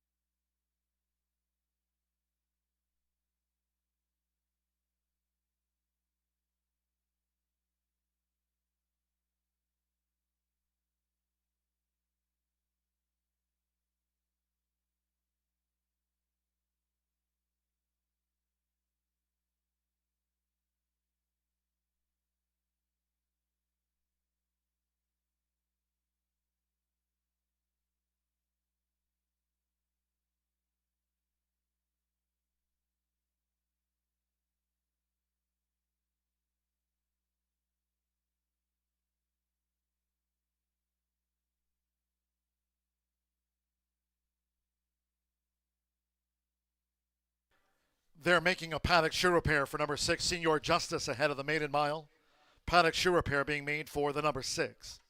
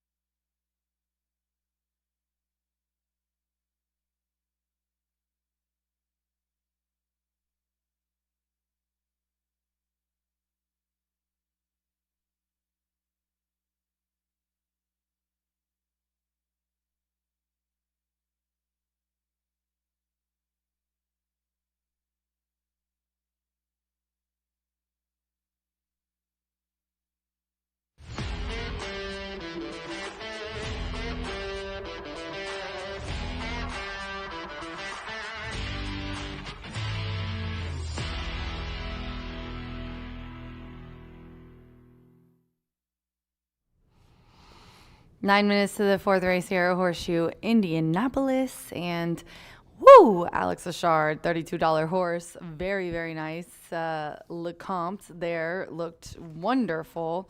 John Enos trained LeCompte's run, and of course, because I said that the AE drawing in, good luck, Juju was gone. Of course, the 11 won. So I'm not going to even say what I was going to say about this race because I feel like I'm left and right jinxing myself recently. 5-2-3 for me here in this Indiana bred maiden claiming for 15. It is a mile on the dirt. The 1 is out of this race, and right now the 7 is the favorite. I'm going with the 5. The 5 in here is Officer Gamble. Now, as far as early speed goes, this horse doesn't have the highest number, but does have a very respectable 82 time form early pace rating, which I am, like I told you guys, especially in these kind of races, I love the time for spotlight number because it takes in account the connections and everything that's going on, and he has the highest here with a 71. Officer Gamble, a horse that's ran 14 times but no wins. He's tried at everything and he's been right there numerous times. The first time he did drop down this year to maiden claiming for 15, he was at 5.5. We're going a mile today and he was second, beaten half a length. He has not gone a mile since back on November 12th of 2025. It was taken off, maiden claiming for 15, so same class, and he was second, and Mitch was aboard. Mitch has just exclusively rode him since he's been here. A long time ago. There's some others, but Mitchell's up again. And yesterday, I think it was one of the last thoroughbred races, I said, bet Mitch get rich, and he won, and it was like a $13 horse. I couldn't believe what it paid. Neither could he. I actually ran into Mitchell after on his way out the door, and we were talking about, it's crazy. Shauna Martin is one of my favorite people, period. And just talking about her on the show, she co-owns this one with Mitchell's wife, Mallory, another one of my favorite people. Just good connections. These are all around good people here and they love their horses. And they take good care of them. And this guy does not like to win, but he might be able to do it today because there's one horse that might have a lot more speed than him, and it's the 7, and I get why that's the 5-2 favorite. Star Spangled Image is my next horse here, and it's the 2, and it's 7-2 on the tote board. Now, right after I told you, especially in these kind of races where it's horses that have a lot more races to go, the spotlight number weighs even more with me from the Time Firm DRF pages, and this one has a 70. However, just not much form recently. All this horses ran is maiden special weights, beside a couple times dropped down to maiden claiming last September and was so close in a nice second, beaten a length and a quarter. At 11-1 as well, the second place finisher came back to win. 2 back, the third place finisher came back to win. Came out sideways one day, squeezed in the last one, squeezed at the start 2 ago. Last one was bumped. This horse just has had a nightmare of a time, and I'm hoping that the 6-year-old gelding can run a good race today, but he's got such a good shot to getting the money while his groom loves on him there. Sammy B in the irons, and he's ridden this one the last couple. Let's see if he can't get it done today. And then I threw in a long shot, 17-1, one of the longest shots on the board, and that is Bayou Lover. I'm going to tell you guys why. Tim Eggleston's on a tear. He has the uber talented and knows so much about horses. Jordan Hash is his assistant trainer, you see there. They both kind of started with the quarter horses. Jordan used to help a trainer, Marvin Johnson, with his horses, and now he is the assistant to Tim. This horse hopped at the start, but I'm going to tell you what, Jordan is one of the only ones that is not scared to tout to me. Like, he will seek me out and be like, when Bayou Lover runs next time, he might not tell me it'll win, but he'll tell me the horses that feel good and that he likes a lot, and he likes Bayou Lover. And it's stretching out to 2 turns. This horse got caught on the inside in debut. Last time out, hopped at the start, and he's going 2 this time. So maybe with all this trouble, and it looked like when I watched both of them, and I'd be interested after this race, depending on what he does, what they say, but it looks like he gets himself into trouble. Like, he just kind of gets himself into it. Walk him around there, man. Get him out of that stall. He wants to go. Look how pretty he is. Gosh, Tim takes such good care of his horses. I mean, you can really tell in the coat, in the sleekness of this horse, the way he moves effortlessly, especially in the back end. I like a lot. Like, look at how those legs just move forward like that and take that big of a stride just naturally. I mean, he's not even trying, and he's moving real nice. So I really like the look of this guy. I'm going to be interested to see what he does here today. But he's my long shot because I just think that it's going to be interesting to see what he does with 2 turns. Little bit more time when you're going a mile to get yourself out of trouble and into position. And I think that's maybe what this boy needs. Bayou Lover, the 3-year-old, going up against a little bit older here in this field. 4 minutes to race 4 here at Horseshoe Indianapolis. Good luck, everybody.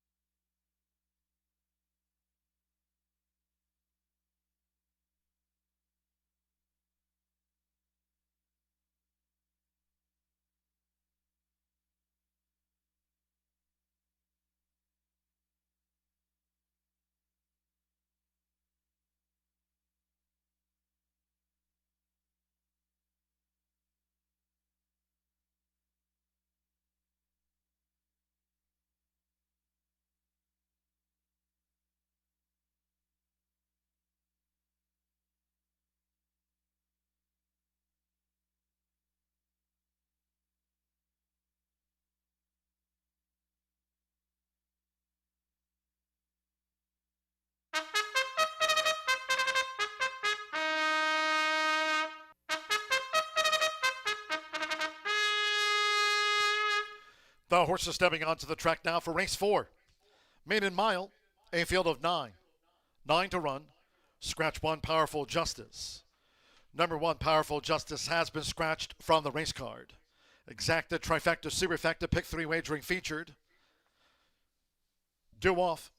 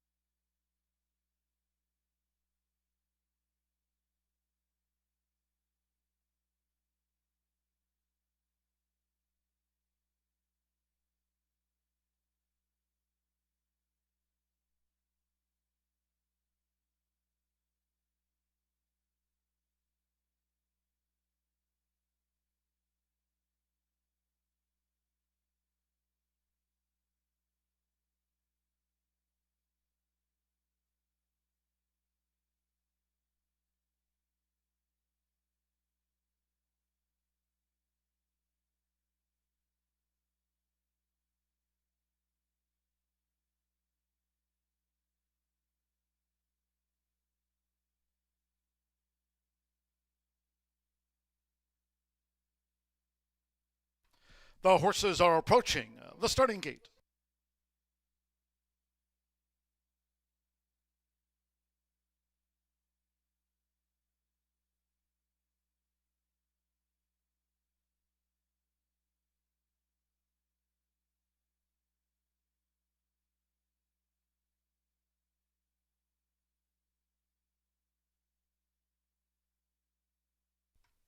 The horses have reached the starting gate. It is now post time.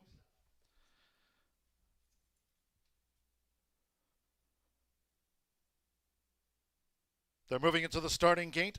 Alexander Crispin with Senor Justice. Sammy Bermudez with Star Spangled Image has joined Senor Justice, loading at the mile start. Andres Aloa with Bayou Lover.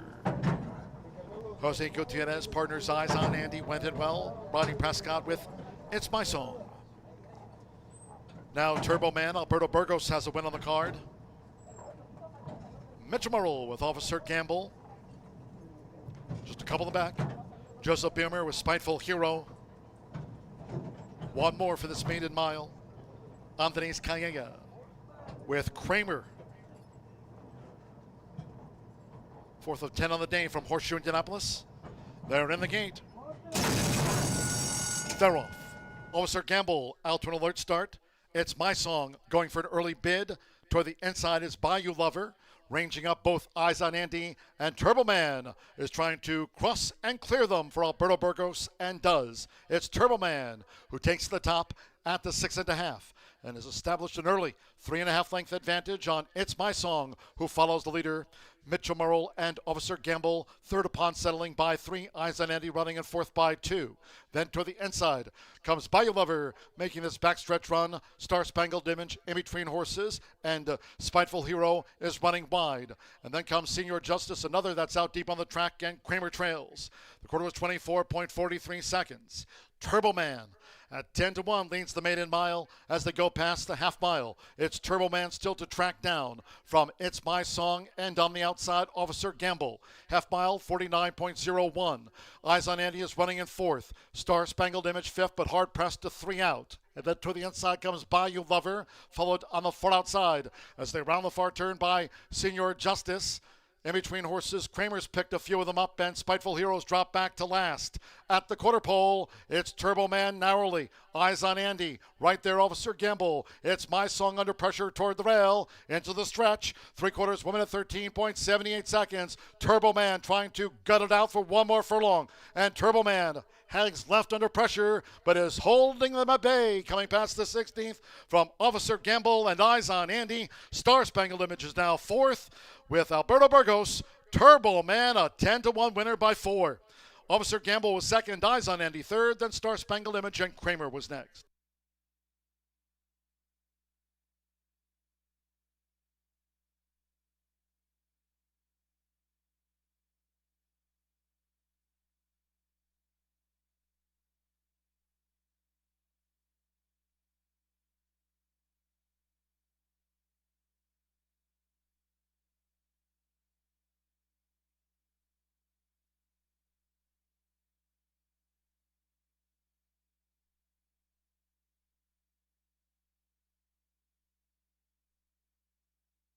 $139.75 after the maiden.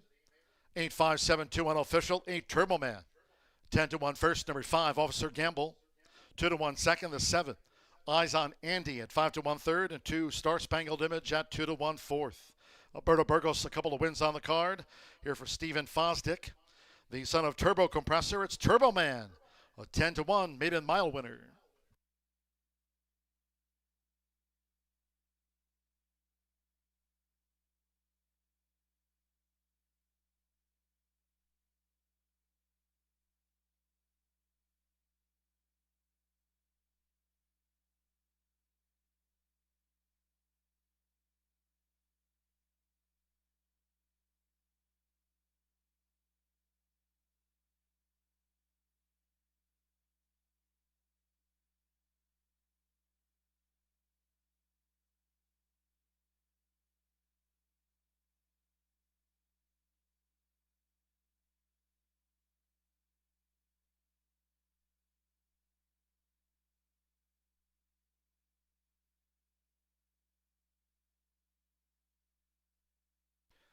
Returning to the Murphy Trailer Sales Winner's Circle, it'll be number 8, Turbo Man, a riding double for Alberto Burgos.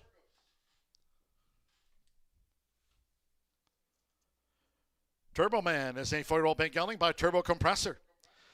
Ms. Shannon by Deer Lake. Stephen Fosdick trains for owner Daniel L. Spears. Horseshoe Indianapolis congratulates the winning connections of Turbo Man out to the maiden ranks.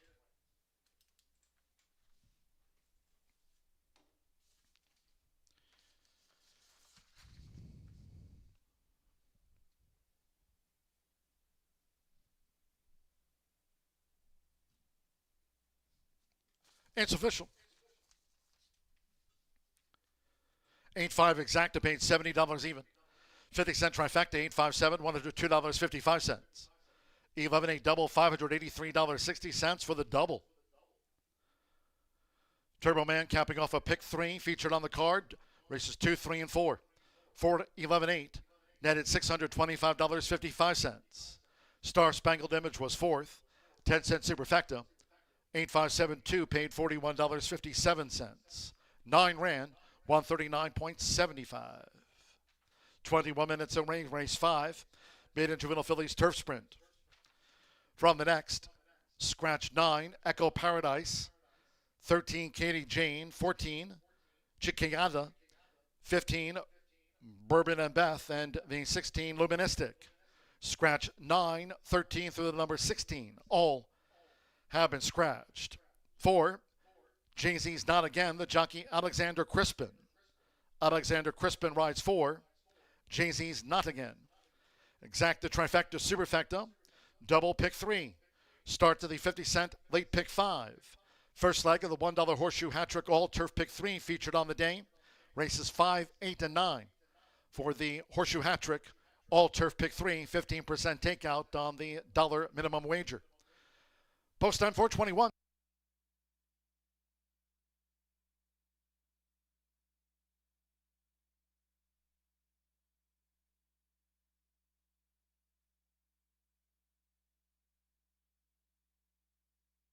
They're in the gate. They're off. Officer Gamble out to an alert start. It's My Song going for an early bid. Toward the inside is Bayou Lover. Ranging up both Eyes on Andy, and Turbo Man is trying to cross and clear them for Alberto Burgos, and does. It's Turbo Man who takes the top at the 6.5 and has established an early 3.5 length advantage on It's My Song, who follows the leader Mitchell Murrell and Officer Gamble, third upon settling by 3, Eyes on Andy running in fourth by 2. Then toward the inside comes Bayou Lover, making this backstretch run. Star Spangled Image in between horses, and Spiteful Hero is running wide. And then comes Senior Justice, another that's out deep on the track, and Kramer trails. The quarter was 24.43 seconds.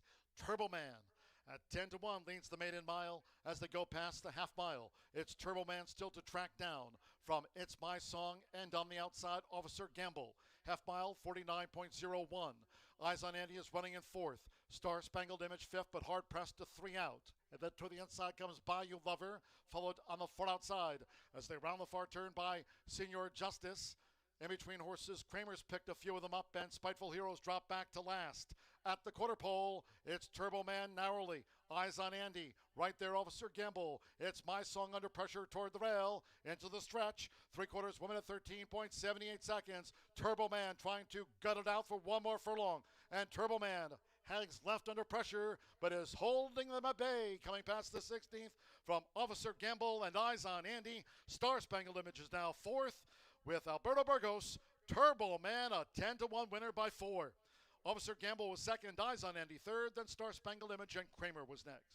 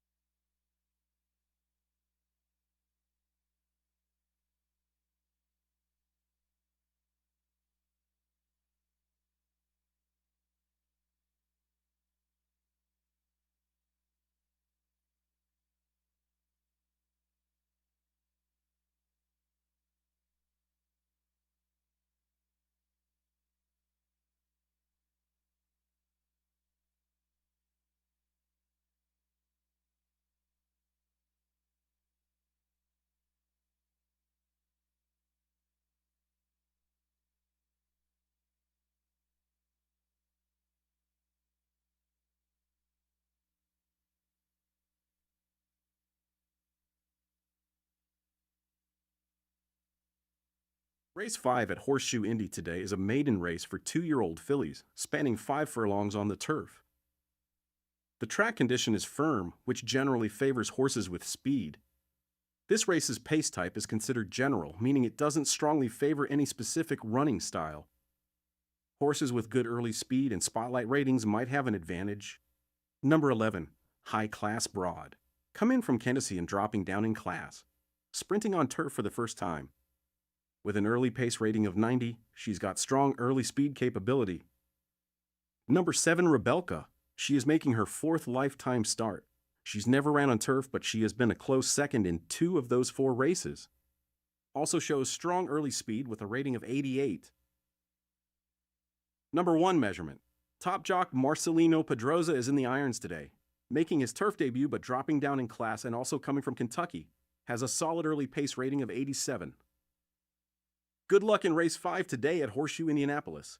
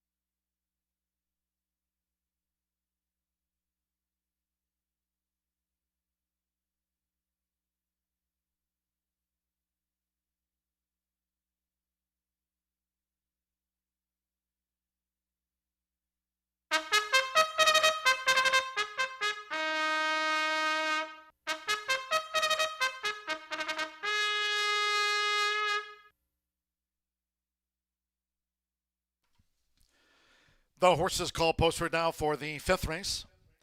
Maiden 2-year-old fillies turf sprint over the 5 furlongs. A field of 11.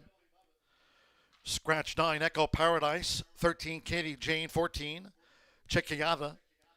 15, Bourbon and Beth. And 16, Luministic. Scratch 9, 13 through the number 16, all have been scratched. Number 4, Jay-Z's Not Again. The jockey, Alexander Crispin. Alexander Crispin, here partners number 4, Jay-Z's Not Again. Exacta, trifecta, superfecta, double pick 3, 50 cent, late fire 5 start. First leg of the $1 horseshoe hat trick, all turf pick 3. This, the 8th and the 9th. 15% takeout on the $1 horseshoe hat trick, all turf pick 3 starts here. 2 minutes to post time. 2 minutes.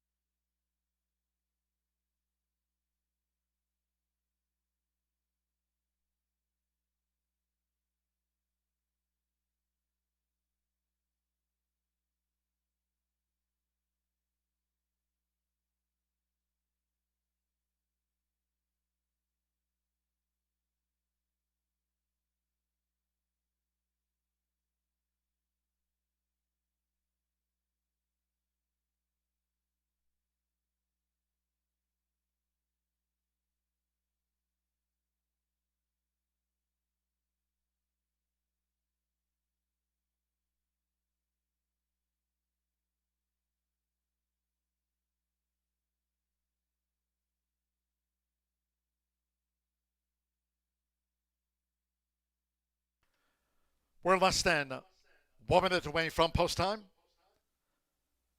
Maiden Juvenile Fillies Turf Sprint starts the 50 cent late fire 5. Starts of the $1 horseshoe hat trick, all turf pick 3 in hand. You have less than 1 minute.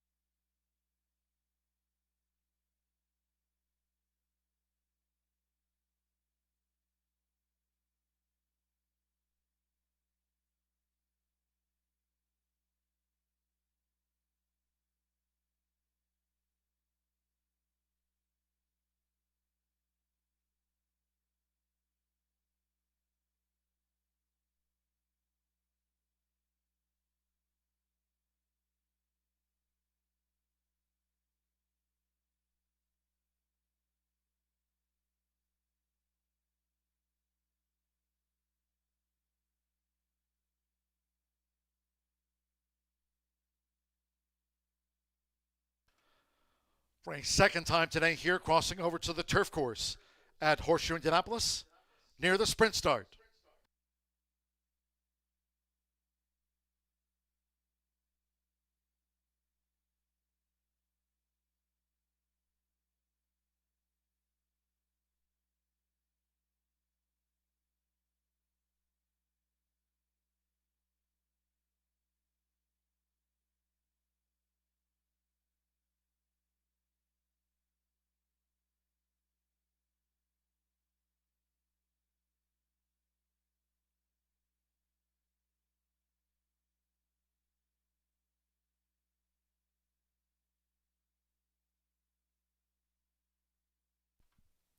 The horses have reached the starting gate.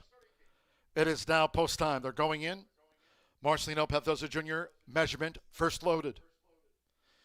Martin Garcia with Kissed You Anyway. Joint measurement. Amir Mendoza, Brightwater. That newcomer went in well, Brightwater. Evan Roman with Rebelka. Adabiskitsa Candy Novel has taken her position within the starting gate. Now Hello Honey. Axel Concepcion for Johnny Ortiz. Hello Honey. Went in okay. Alexander Crispin with Jay-Z's Not Again.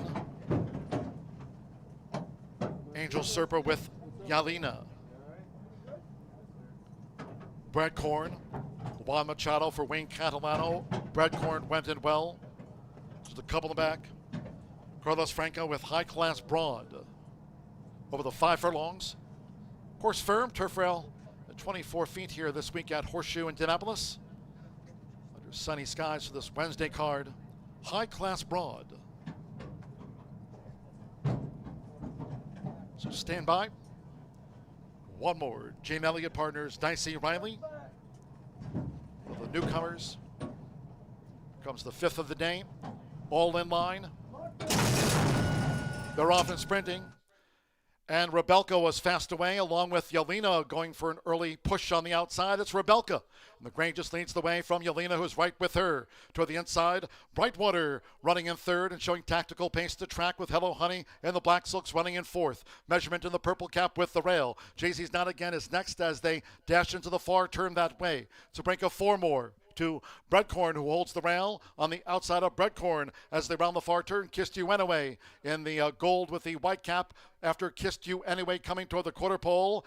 Toward the inside is Candy Novel in the back half of the field, along with High Class Broad, and the one well back is the newcomer Dicey Riley. These maiden 2-year-old fillies make the swing, and between horses is Yeleno with toward the inside Rebelka coming down toward the final furlong. And here's charging now Brightwater with on the outside Hello Honey, and she's charging hard for Axel Concepcion, but it's Brightwater, and on the outside Hello Honey. They dive at the finish. Hello Honey on the wire with a game. Rebelka and Brightwater was between them.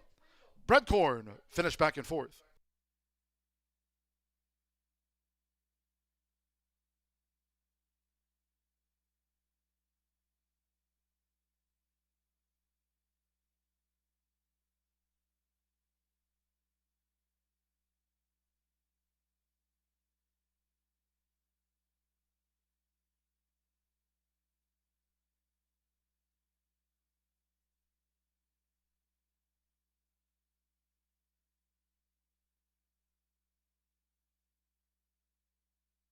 Photo finish.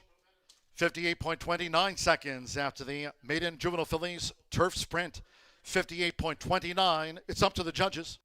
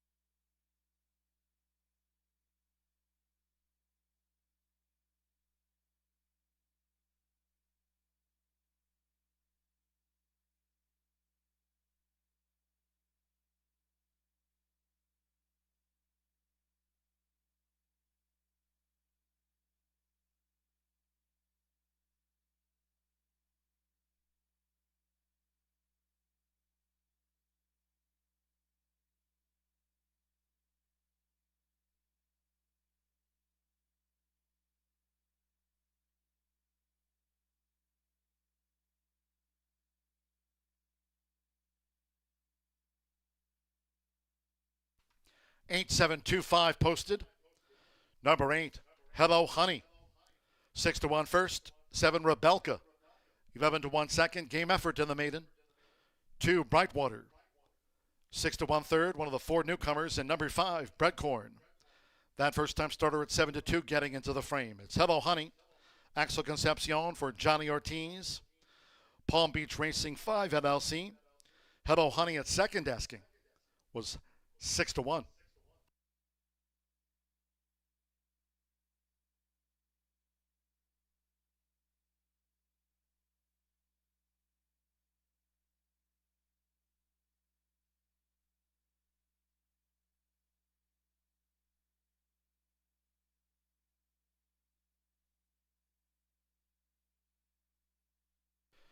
Returning to the Murphy Traveler Sales Winner's Circle, number 8, Hello Honey, with Axel Concepcion. Hello Honey, 2-year-old chestnut filly by Classic Empire. Under the AP Warrior Mare Tribal Music, Johnny Ortiz trains. For Mark Hesfeld's Palm Beach Racing 5 LLC. Horseshoe Indianapolis congratulates the winning connections of Hello Honey. 8-7 Exacta. Paid $126.20. 10-cent superfecta, $228 and change. 50-cent trifecta, 872, $238.25. 8-day double netted $203.20. That's superfecta. Breadcorn fourth, $228.95. Pick 3, $616.80. $1 early pick 4 results in 4 out of 4. Returned $8,814.90. 50-cent early pick 5 after the low 11.99% takeout. One of the lowest in the land. 5 of 5 for $7,581.85. 5 out of 5. 58.29 seconds after the running of race 5. Race 6, our next port of call. In the maiden sprint, scratch 7, Misty Moonsong. Number 7, Misty Moonsong. That was the morning line favorite, withdrawn. Exacta, trifecta, superfecta. Here are the first 10-cent grand high 5. That's the pentafecta, featured for the first time on the Wednesday matinee. Double pick 3 and starts with the $1 Itoba late pick 4. Sunny, fast and firm. Post time 4:53.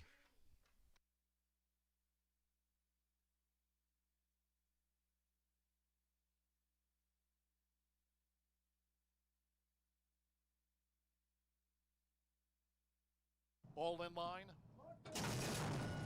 They're off and sprinting. And Rebelka was fast away, along with Yelena going for an early push on the outside. It's Rebelka. And the grain just leads the way from Yelena, who's right with her. Toward the inside, Brightwater running in third and showing tactical pace to track with Hello Honey and the Black Silks running in fourth.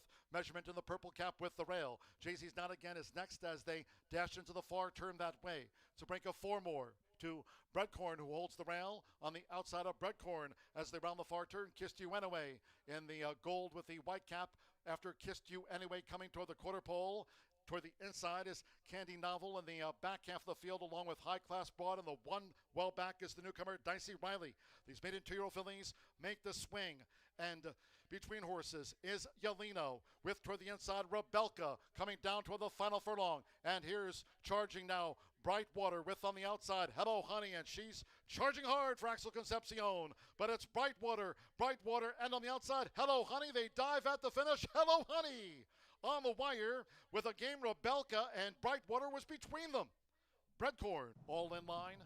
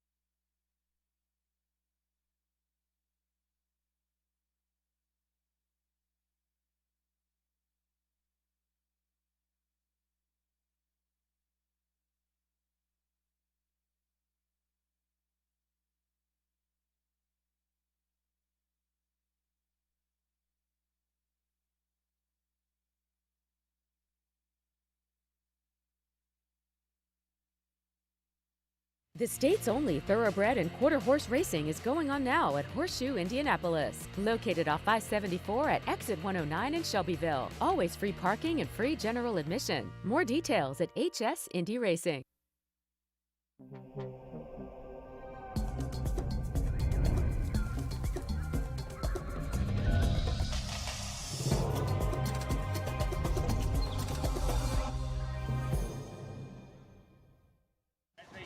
When it comes to horse racing, you can never have too much information.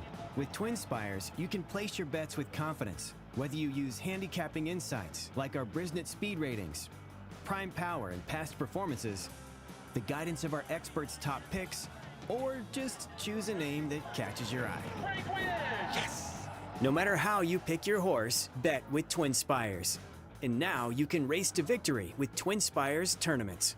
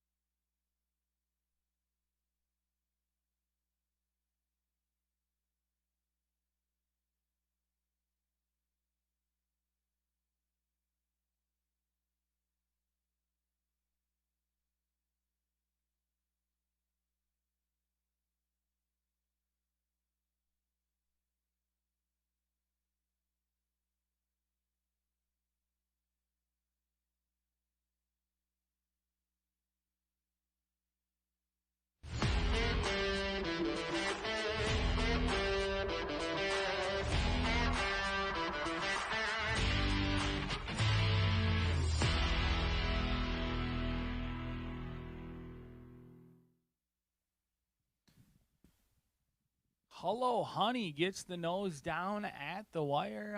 Bug Boy off, and winning rider up for Hello, Honey comes home to score at 14-20. Axel Concepcion gets the photo over a hard-fought second-place finish for number 7.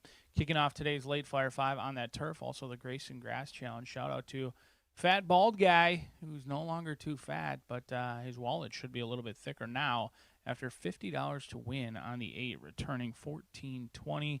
Grayson Grass Challenge certainly thanks your handicapping and expertise, Mr. Dan Cronin. 5.5 furlongs kicking off today's Itoba Pick 4 in here. $1 minimum, 15% takeout each and every day. 5.5 furlongs going to be the distance. Scratch number 7, Misty Moon Song. You can almost completely throw out the morning lines, as Misty Moon Song was said to be a heavily backed favorite in here.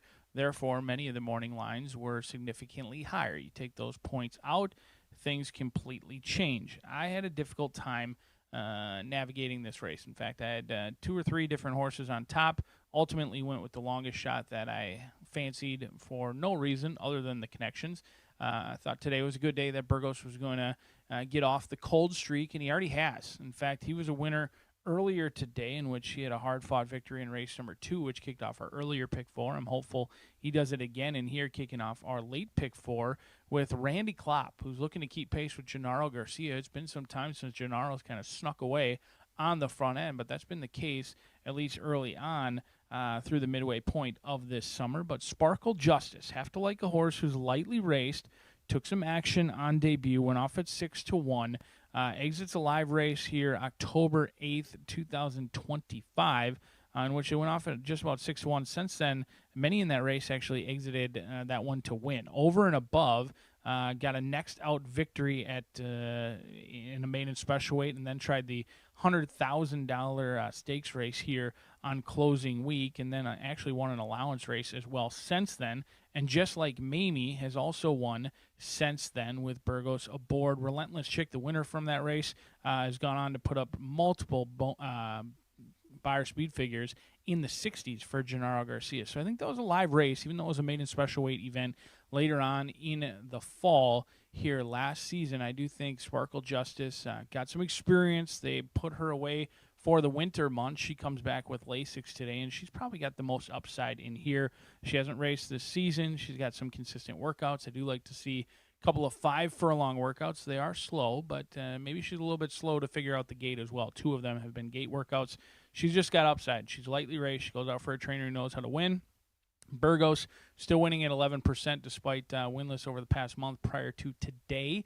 And Randy Klopp is bound to heat up in here yet again. I think 6-1 is a fair price at this stage of the wagering. But Tiva is probably the horse that I fancy more than the 10. I recognize that the 10 is going to take the lion's share of the wagering for Tony Grant. It's a second-time starter with Amir Mendoza. However, if you watch that race, Jonathan Nance's Tiva was significantly more impressive in defeat than the 10 was on debut. Rodney Prescott going to be in the saddle. Since then, they did go to the turf just a couple of days ago. I don't love that they recently went to the turf, but if you're just purely looking at the replay and analyzing that replay July 11th, Tiva was much better than It's the Only Way to Go, who I do recognize is on debut. But this 3-year-old filly, Tiva, she kind of hopped at the start. She was well behind. She broke from the inside. She was hopelessly last.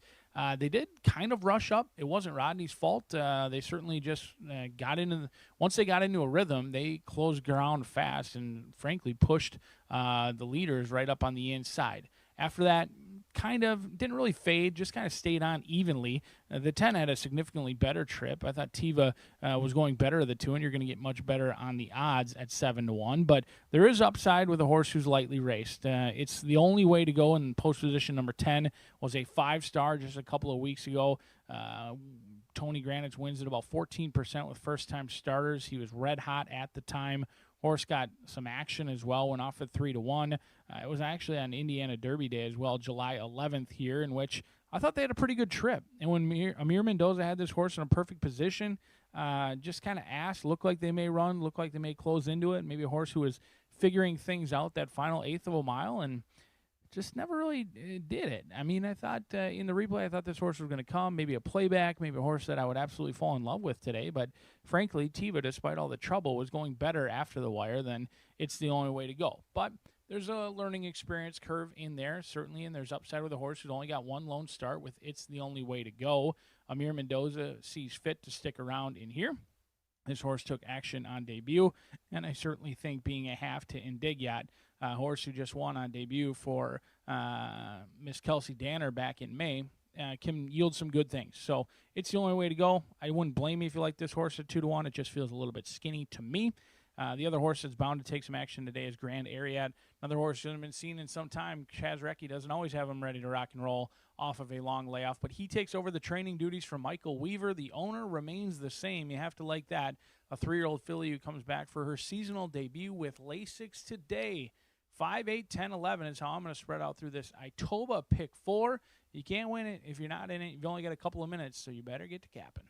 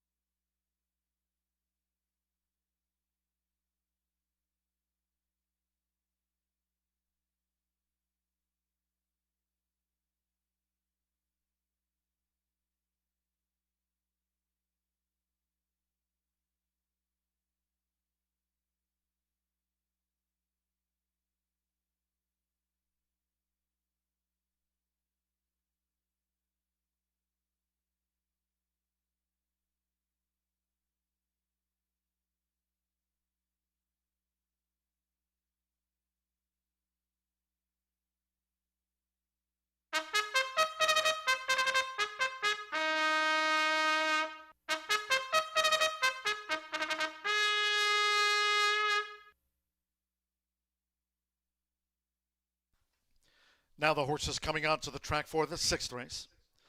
Maiden sprint here over the 5.5 furlongs, a field of 10. Scratch 7, Misty Moonsong. Scratch the 7. Exacta, Trifecta, Superfecta. First 10-cent Grand High 5 Pentafecta wager featured here on the Maiden Dash. Double pick 3 and starts at the $1. Late pick 4 daily presented by Itoba. Main track fast, turf course firm, turf rail at 24 feet.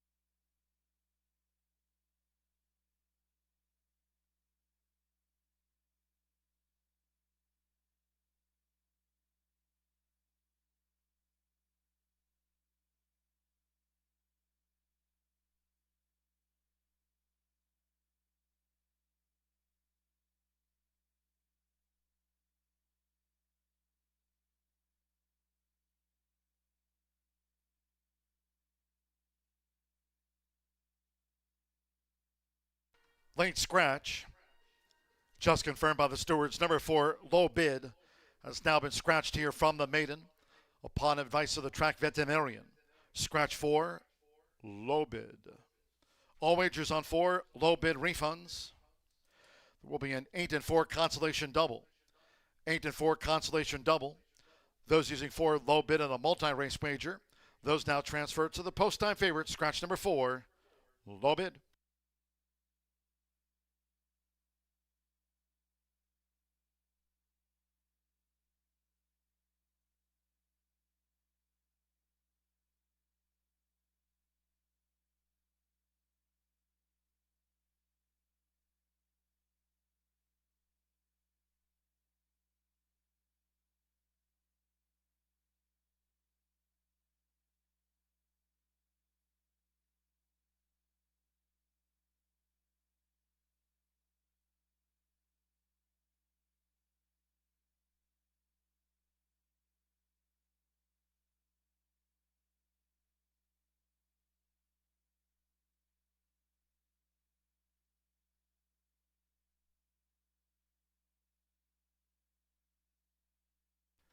The horses are approaching the starting gate.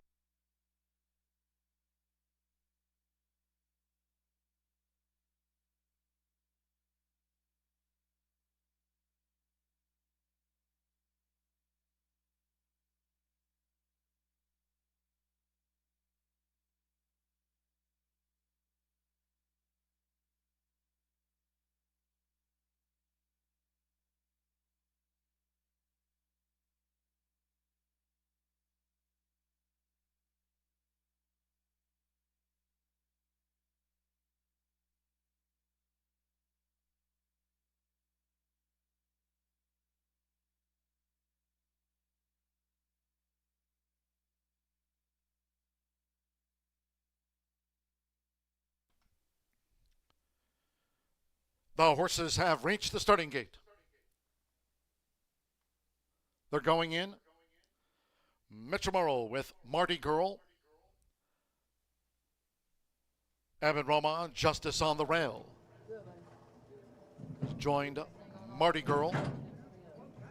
Sparkle Justice. Alberto Burgos. The couple of wins on the card.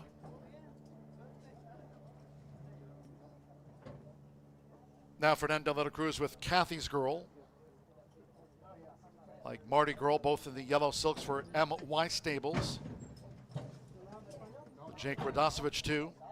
Now Micah Meeks, Holiday Sky making her bow. Holiday Sky loaded. Amir Mendoza with It's the Only Way to Go. Gabriel Saez, first time starter, CD Express, went in well. Just a couple in the back. Jose Gutierrez, who twice started Grand Ariat. There was a late scratch on 4, Low Bid. So the 4 is a non-runner and one more. Ronnie Prescott and 5-time started Tiva at 5.5 furlongs, and now they're all in line. And they're off. Sparkle Justice fires right away from the starting gate. Here comes Grand Ariat toward the inside, who's now raced to the lead for Jose Gutierrez. Grand Ariat has taken the early lead from sharp starting Sparkle Justice, who's being bustled along to chase the pace past the half-mile pole. It's the Only Way to Go is right up with these, and Tiva on the front outside. Justice on the Rail is in a tight spot and right there toward the inside, and these are well grouped, the quintet, as they round the far turn with 3 furlongs to go. Then it's a break of 8 more lengths back to CD Express, who's racing 5 clear from Holiday Sky as they come toward the quarter pole, and the trailers as they straighten away into the stretch are Kathy's Girl and Marty Girl in the maiden filly sprint. 23.08 for the lead part. Top of the stretch, it's Grand Ariat as Tiva is coming with a charge on the outside. 1 furlong to go. It's Grand Ariat gets those left-handers and continues to hold on to this lead from Tiva with toward the inside Sparkle Justice on the Rail. On the outside, it's the Only Way to Go and CD Express. It's Grand Ariat who gets the result from Tiva, and it's the Only Way to Go third. Sparkle Justice was next from Justice on the Rail and CD Express.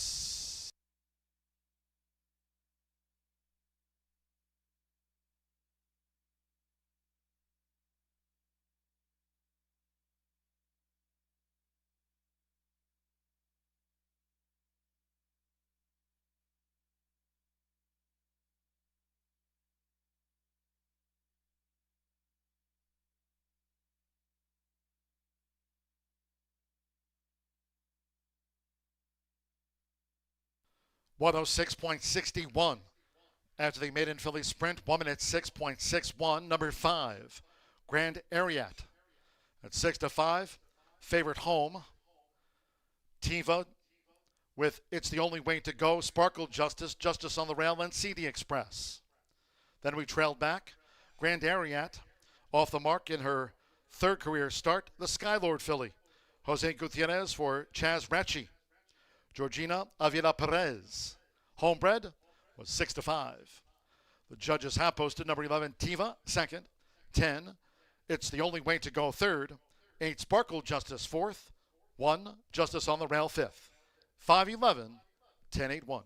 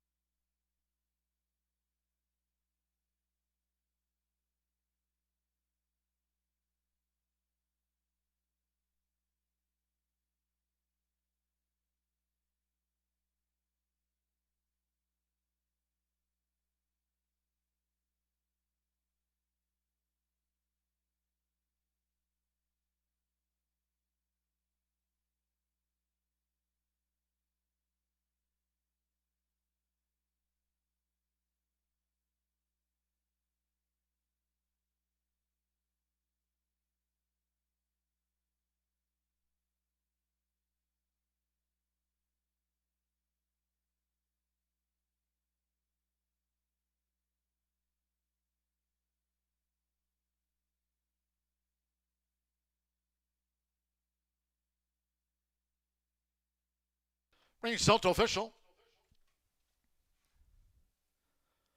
Returning to the Murphy Trailer Sales Winner Circle, number 5, Grand Ariat with Jose Gutierrez.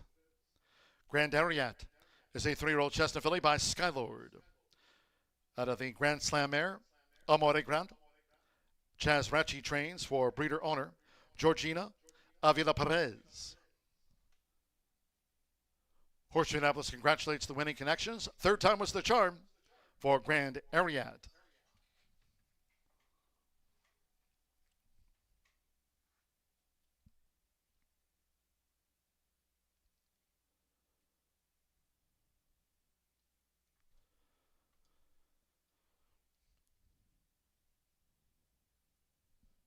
$5.11 exacta, returned $26 even.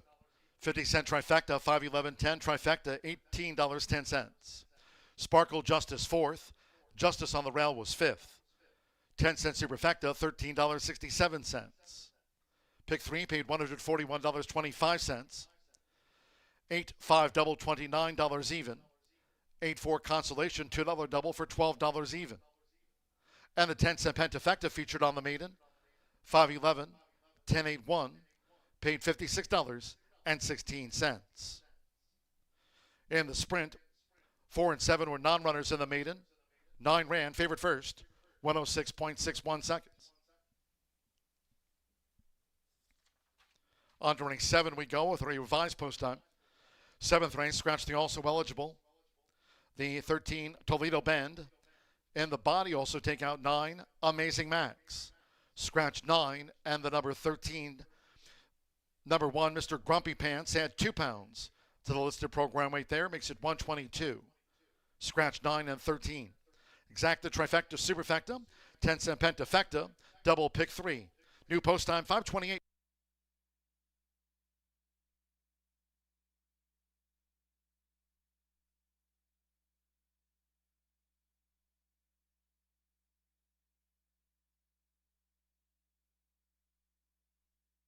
Now they're all in line. And they're off. Sparkle Justice fires right away from the starting gate. Here comes Grand Ariat toward the inside, who's now raced to the lead for Jose Gutierrez. Grand Ariat has taken the early lead from sharp starting Sparkle Justice, who's being bustled along to chase the pace past the half-mile pole. It's the only way to go is right up with these, and Tiva on the far outside. Justice on the Rail is in a tight spot and right there toward the inside, and these are well grouped, the quintet, as they round the far turn with 3 furlongs to go. Then it's a break of 8 more lengths back to CD Express, who's racing 5 clear from Holiday Sky as they come toward the quarter pole, and the trailers as they straighten away into the stretch are Kathy's Girl and Marty Girl in the maiden filly sprint. 23.08 for the lead part. Top of the stretch, it's Grand Ariat Dastiva is coming with a charge on the outside. 1 furlong to go. It's Grand Ariat gets those left-handers and continues to hold on to this lead from Tiva with toward the inside Sparkle Justice on the rail. On the outside, it's The Only Way to Go and CD Express. It's Grand Ariat who gets the result from Tiva, and it's The Only Way to Go third. Sparkle Justice, now they're all in line.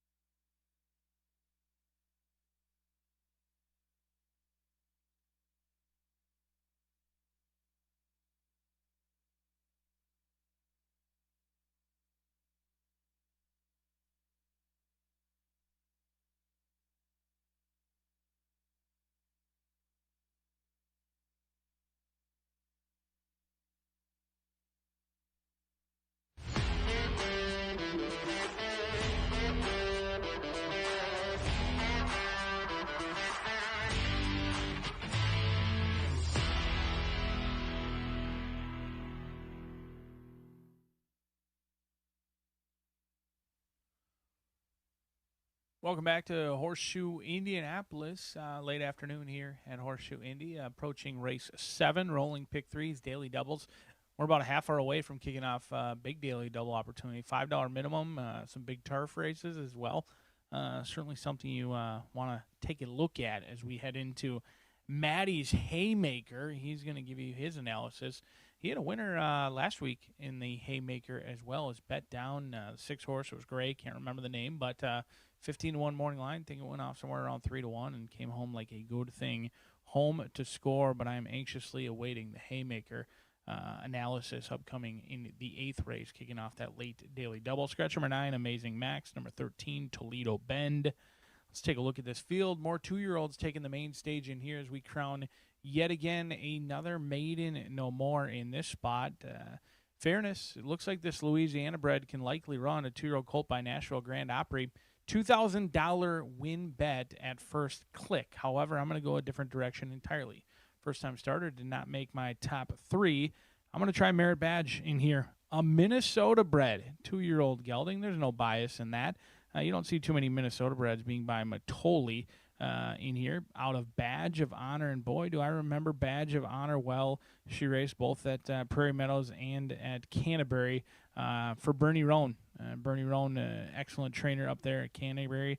And Badge of Honor was incredibly quick. I like a horse who's quick, fast away. She hasn't produced as much in the breeding shed as maybe one would like.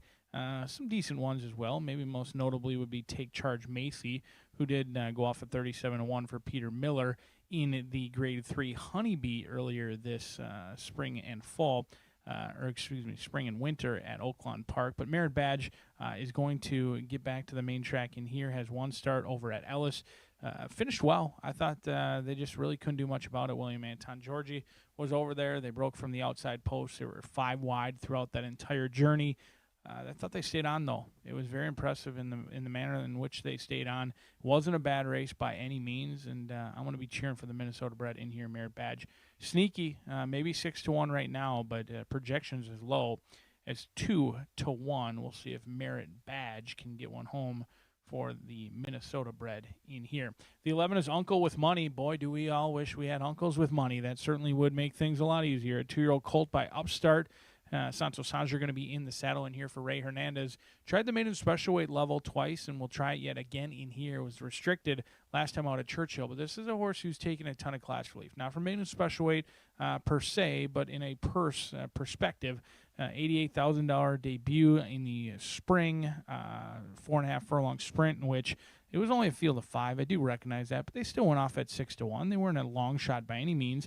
Then another $89,000 sprint just a couple of weeks later. That was a really quick turnaround. Don't love that with the 2-year-old, especially early on in the season. They came back 16 days later, burned some money yet again, went off at 5-1, this time in a 7-horse field. Both starts, Luis Saez got this horse out of the gate on the lead, just couldn't finish it off. Santo Sanger, hoping that she's a little bit more developed now. She hasn't been seen over the past 4 months. She should come in fresh in this spot.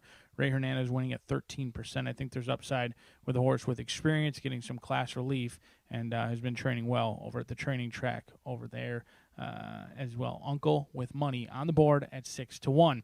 The 12 is Shea A. Jonathan Thomas, Amir Mendoza in here for the Justin Owens gang, wearing those Owens silks. 2-year-old colt by Cyberknife. Haven't seen too many Cyberknifes quite yet. $15,000 stud fee in there. Went through the OBS sales ring for $75,000. Cyberknife is could be a potential up-and-comer in here. So far, 89 offspring standing in Kentucky for $15,000. They win at first asking at a pretty good clip as well, 19%. Maybe most notably of the Cyberknife gang would be Mark Cassie's Cyber Spy, who actually just won a stakes race up at Colonial. Also got Velvet Beretta, who won at Ellis on first asking. So they've been doing very well early on in their careers. This one should be, like many of the others in here, it's been training consistently over on the synthetic over at Turfway Park. Actually was training well earlier this spring at Keeneland. The mare, she was decent on the racetrack. She had 1 win, 1 second, and 1 third to her name. She primarily raced down south at the likes of Zia, Delta, and Remington. This is going to be the first full in here. I just like the outside post. I think Jonathan Thomas can certainly have a horse ready to rock and roll, but The money is glaring right now on Grand Opry. Since we started, it was 4-5, then 6-5, currently 2-1. There was a first click on the 7 of $2,000. Louisiana bred in here taking on open company. Jack Sisterson hasn't sent too many to Horseshoe Indianapolis, so that's kind of where I leaned. Is he hasn't sent a ton here, so if he's got a really good one that he paid $335,000 to the OBS sale, you would think you would bring him somewhere that they have a lot more starters. Maybe that's what I'm thinking. Martin Garcia looking for a second win in 10 starts. Grand Opry could be any sort in here. Jack Sisterson does do just fine with first-time starters. He wins at about 16%. And Nashville, you want to talk about up-and-coming sires potentially as well. He's done very well with his first crop. They win at 16%. They also win at 16% with 2-year-olds as well. So Grand Opry, the money signed on. We'll see if the results will follow. Sometimes these 2-year-olds don't realize that they're supposed to win or what they're supposed to do. A ton of learning experiences coming up in here. We'll see if the experience of the outside runners trumps the talent of some of these other firsters, but a lot of excitement down here in the paddock in Shelbyville, Indiana on a beautiful Wednesday of racing. As we're getting the leg up, 2-year-olds will crown another maiden just a couple of minutes away.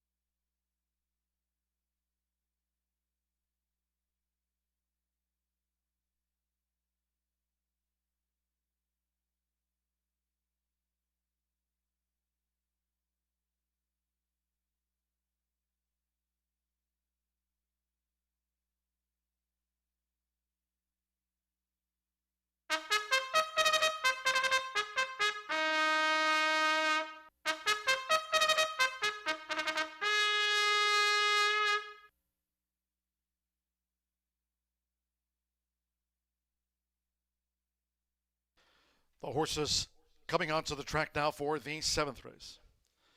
Maiden juvenile sprint here over the 5 furlongs. A field of 11. Scratch 9, Amazing Max, and 13, Toledo Bend. Scratch 9 and 13. 1, Mr. Grumpy Pants, add 2 pounds to the program weight. Exacta, Trifecta, Superfecta. The 10-cent Grand High 5 Pentafecta wagering here. Start of another rolling double and pick 3.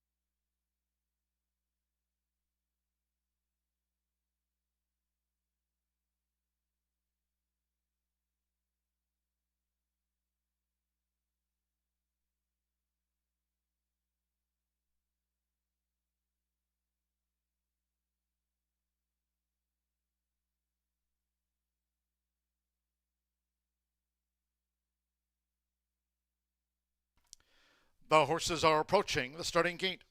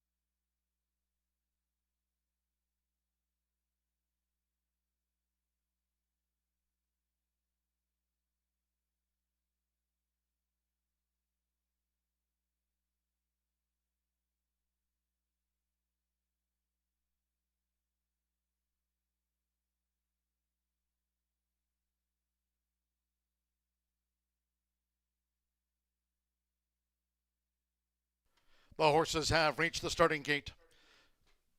It is now post time. Evan Roman with My Awesome Gold. Rolando Carpio with Mr. Grumpy Pants. Voting here for the maiden juvenile dash. Grand Opry went in well. Martin Garcia for Jack Sisterson. Mr. Grumpy Pants joins them. Axel Concepcion with Chanel Valley. Joseph Romero, C.R. Sultan, another of the newcomers here over the 5 furlongs.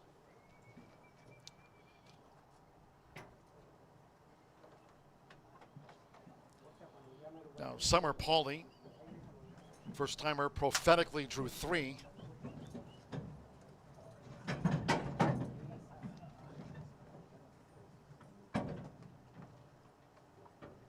C.R. Sultan, one of the 7 first-time starters. Gabriel Saez, Hard Zone went in okay. The starters crew still working with C.R. Sultan, who's now gone all in.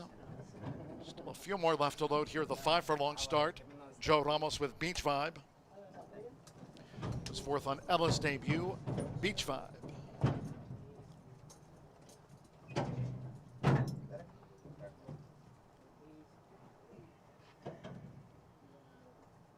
Danny Sheehy Partners Merit Badge. There's the son of Matoli.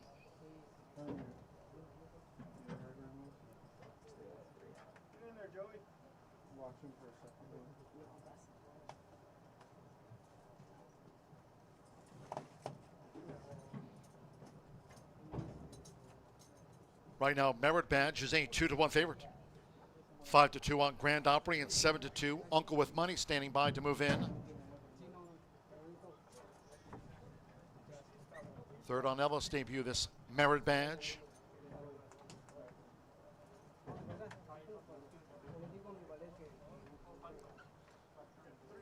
List of the 7th of 10 on the day here at Horseshoe Indianapolis.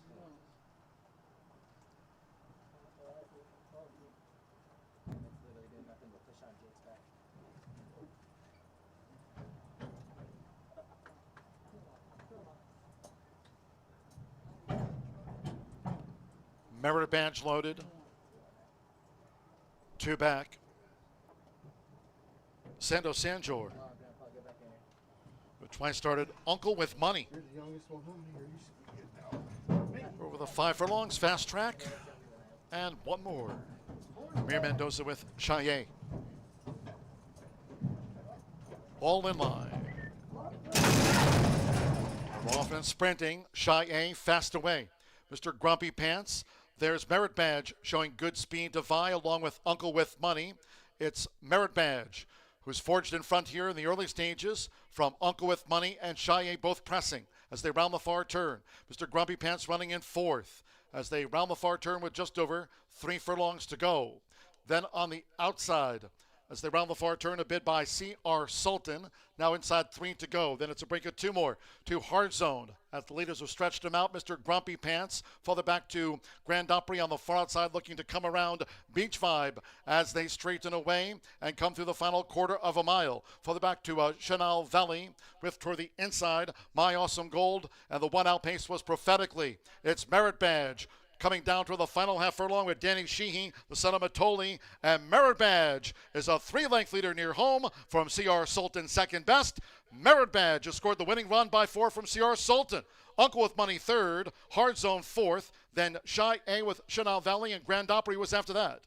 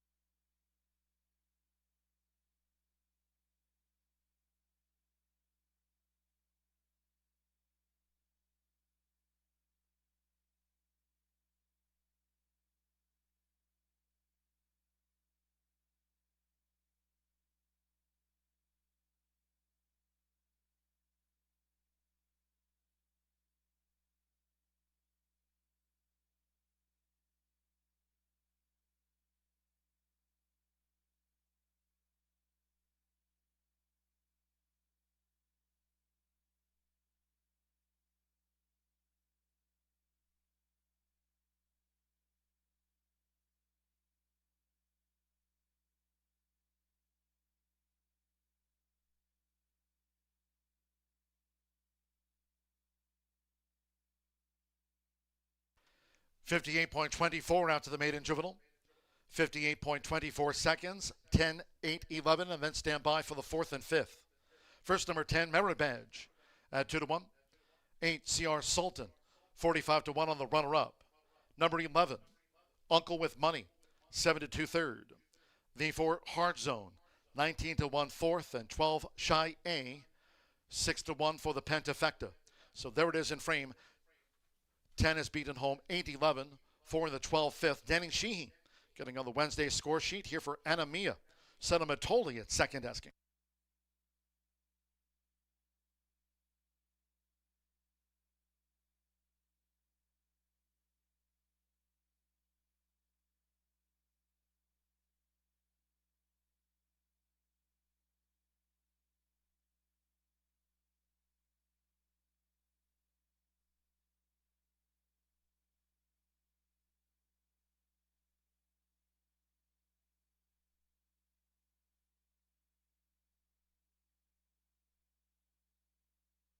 Result official.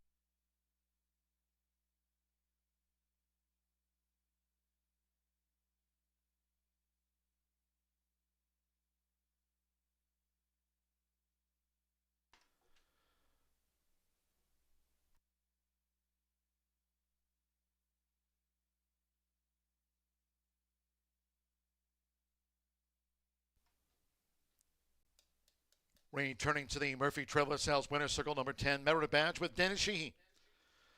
Merit Badge is a 2-year-old bay gelding by Matoli. Out of Badge of Honor by Badge of Silver, Anamia.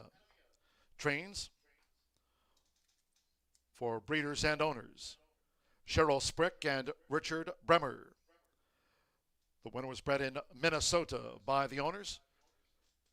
Horseshoe Indianapolis congratulates the winning connections of Merit Badge.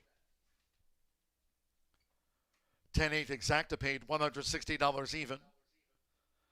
50-cent trifecta, 10-8-11, $152.10. 5-10 double, 15-40. The 10-cent superfecta, $294.03. Hard zone ran fourth. Pick 3, $29.05. Shy A fifth.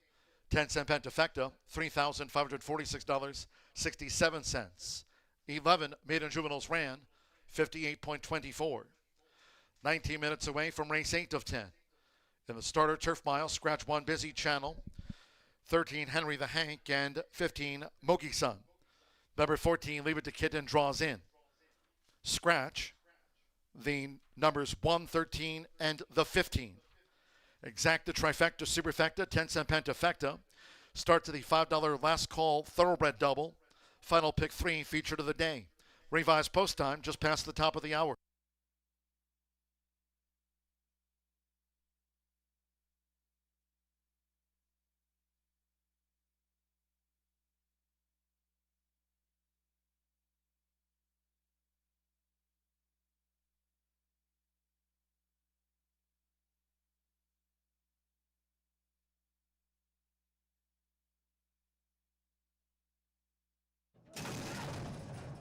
Offense sprinting, Shy A fast away.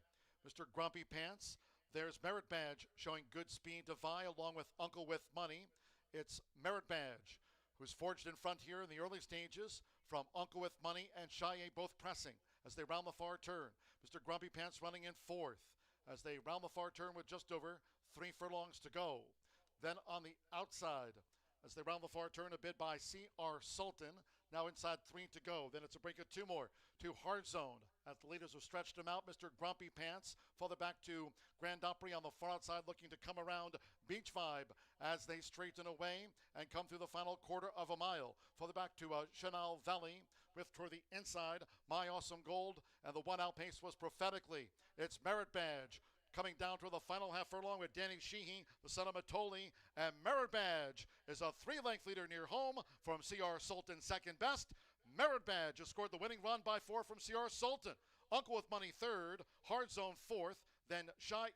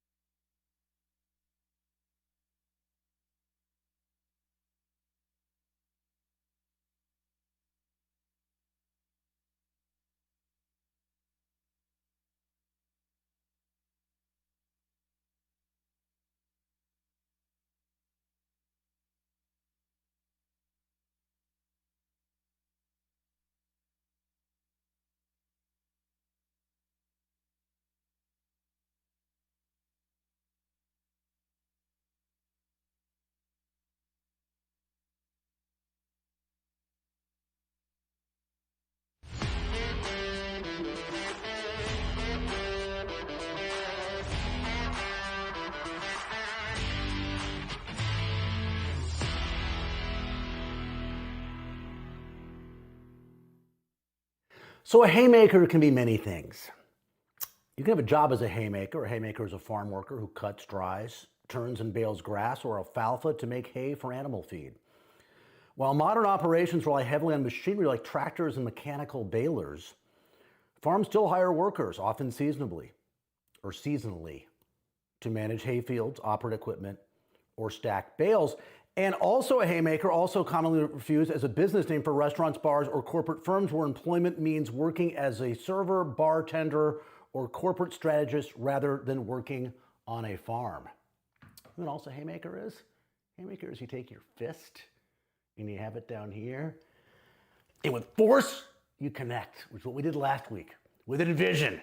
Marcelina Pedrosa and my guy Will Wall. Let's try to go back to back with the haymaker, race number 8 at Horseshoe. And by the way, I have to mention it. Man, does my hair look good today. Wow. Wow, does it look good. Yeah. Just got it cut. Amber did a great job as always. Anyway, so race number 8, mile on the turf. You know, it's the haymaker, a little bit of a price. Micah Meeks. Meet Joseph Davis. That's the connections of On Palm Sunday. I don't see much pace in this race, so I like the 5. Morning line 12-1. Third start off a 3-month layoff. I like that. I know what you're thinking. I know I can read your mind. I'm like Kreskin. 0 for 15 over the Horseshoe turf. Is that an issue? Yeah, a little bit. I'm not gonna lie. But that's when the price comes into play. This is not the strongest of fields in the world. And he's in for the $10,000. It's an optional 10. He's been running at this level his last couple of starts, but more than half the field is in for the $10,000. Not a concern. I like the middle move this horse made into a hot pace in a race in which he needed on the 6th of July. 33-1, middle move into a 45 4/2 mile and a mile and a 16th, was only beaten 2 3/4 lengths. Not much pace in this race. He's part of a slow pace. He has more stamina, third off the layoff. I like the turn back with his running style against this particular group, lack of speed at the mile distance on the turf. He lost to a horse who's a 17-time winner in his last start. He ran 4th to a wire-to-wire winner in Shankar 2 starts back. That horse came back and lost a one other than allowance event July 30th by a neck. Very close race. So I like the company lines. I like the running style. I'm overlooking the record on Palm Sunday as we try to go back to back with the haymaker.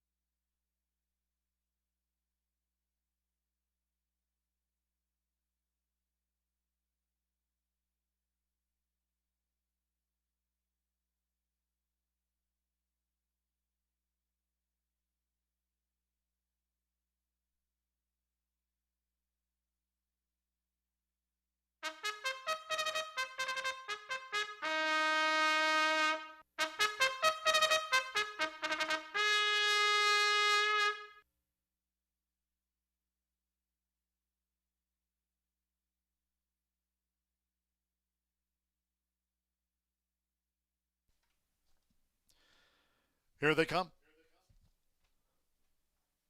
Stepping onto the track now for the 8th race, the starter turf mile. A field of 12. Scratch 1, Busy Channel.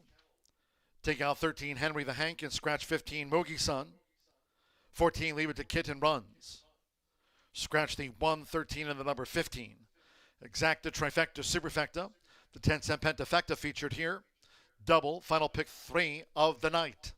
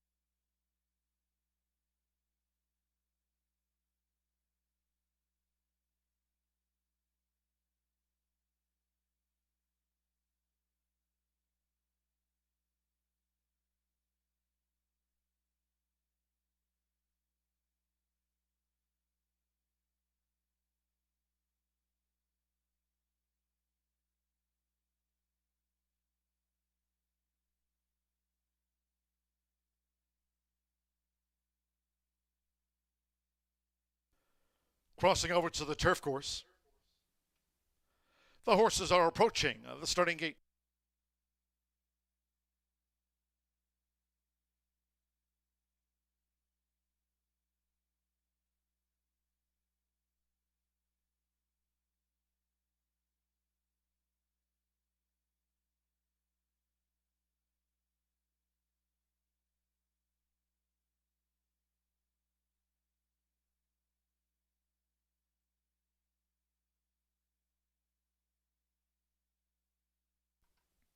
The horses have reached the starting gate.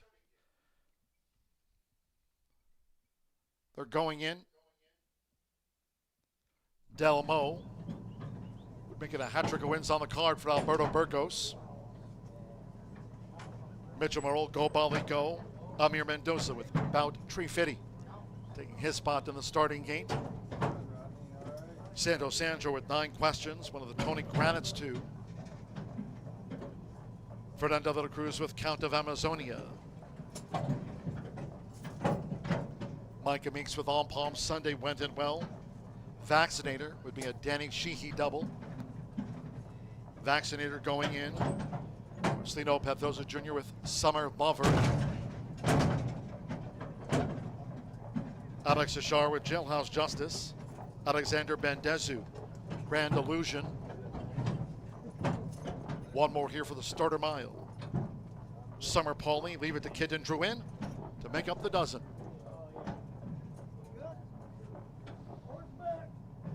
They're in the gate. And they're off. Nice line out. Del Mo with toward the inside. Bout Tree Fitty. Come early bids by Elevated Game. Right there on Palm Sunday. Grand Illusion is up with these leaders. They make the way toward the first turn. It's On Palm Sunday, Bout Tree Fitty. Toward the inside, Del Mo, as they line up out to the stretch with 6 furlongs to go. Elevated Game and Grand Illusion in the 5-path out there on the course. Go Bali Go comes up the rail in a nifty move as these leaders go to the back. Then it's 3 lengths to Leave It to Kitten, who's next upon settling, while 3 clear from Jailhouse Justice in a green cap. Then comes Summer Lover, 9 questions with the rail. Count of Amazonia, and Vaccinator has dropped back to 12th. 23.26 for the lead part. Here's the half-mile pole and these joint leaders in the starter turf mile. It's Bout Tree Fitting with the rail and On Palm Sunday. They're right together. While 2 clear from Elevated Game and Delmo. They're a joint third. Grand Illusion 5th. Go Bali Go is 6th. With Jailhouse Justice in 7th. Leave It to Kitten is 8th. 9 questions back in 9th as they round the far turn. Then Summer Lover with Wide Count of Amazonia and finally Vaccinator. Half mile. 47.03 now as they come past the quarter pole. And it's On Palm Sunday as they make the swing. Elevated Game and Jailhouse Justice sweeping into action on the far outside.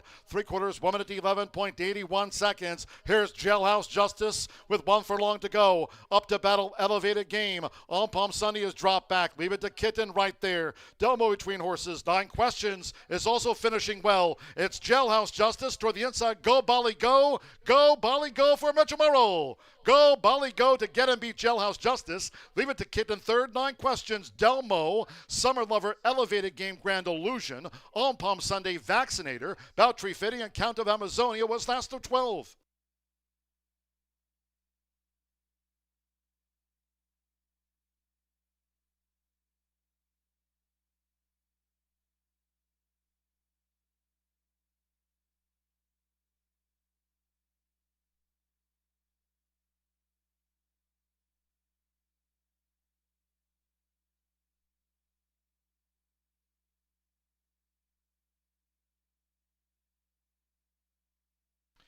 $137.98. We're standing by for the full run order from the judges after the starter turf mile. It will be an upset.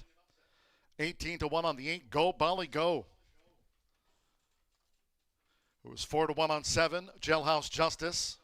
Leave It to Kitten. 9 questions. There's Delmo, Summer Lover, and Elevated Game. 137.98. Mitchell Morrow for Jonathan Nance. Go Bali Go was 18-1.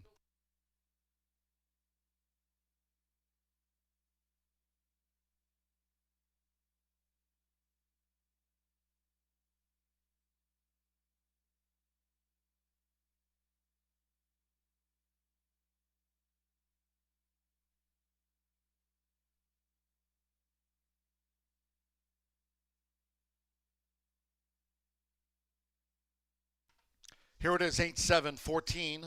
4 in the 2 runs fifth. 8, Go Bolly Go first. 7, Jailhouse Justice was second. Number 14, Leave It to Kitten third. 4, 9 Questions fourth. And 2, Del Mo was fifth. 8 has beaten 7, 14, 4, and the white 2.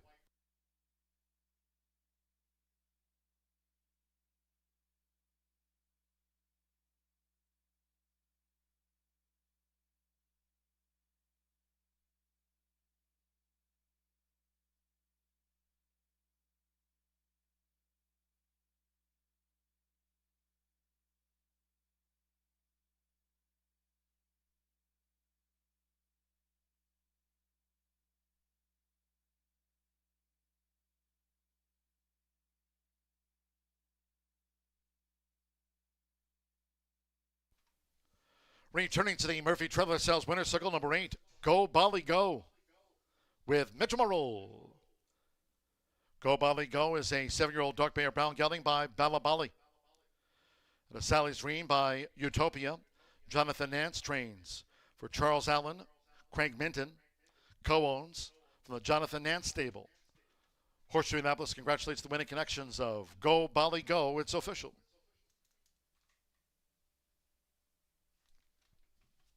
8-7 Exacta returned $177 even. 10-8 double, 127.20. The Pentafecta will carry over. Now, that Pentafecta carryover will stick until Thursday's card. There's no Pentafecta featured on the 9th. 50-cent trifecta, $2,171.45. 9 questions, 4th. 10-cent superfecta, $3,517.44. Pick 3 capped off by Go Bolly Go, $65.70. Pentafecta carryover, that's on to Thursday's card. 137.98 after the starter turf mile. 20 minutes away from the turf sprint. In race 9, scratch 1 Mondavila. Number 4 Frontier Justice. Scratch 7 Multitask, 8 King Gerald, and the 10 Goldwyn. With those scratches, there's no Pentafecta featured on the turf sprint. $3,792. That'll be a Thursday 10-cent Grand High Five Pentafecta carryover on the Thursday program. Scratch 1, 4, 7, 8, and number 10. Exacta, trifecta, there is the superfecta. Final double of the day. Post time 6:34.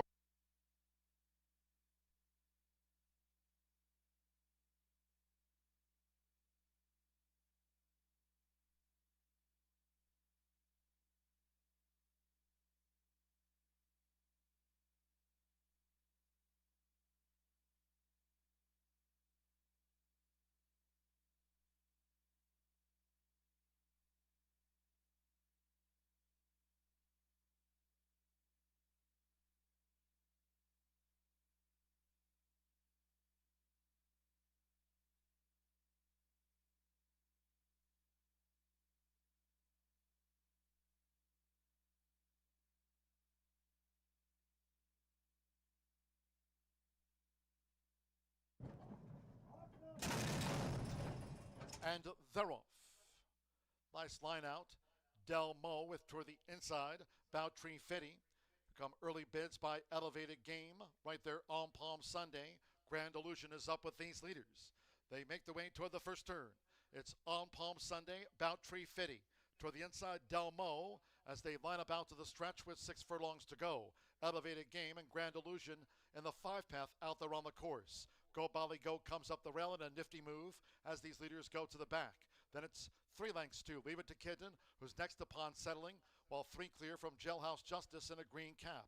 Then comes Summer Lover, 9 questions with the rail. Count of Amazonia, and Vaccinator has dropped back to 12th. 23.26 for the lead part. Here's the half-mile pole, and these joint leaders in the starter turf mile. It's Bowtree Fitting with the rail, and on Palm Sunday they're right together. While 2 clear from Elevated Game and Delmo, they're a joint third. Grand Illusion 5th. Go Bolly Go is 6th, with Jailhouse Justice in 7th.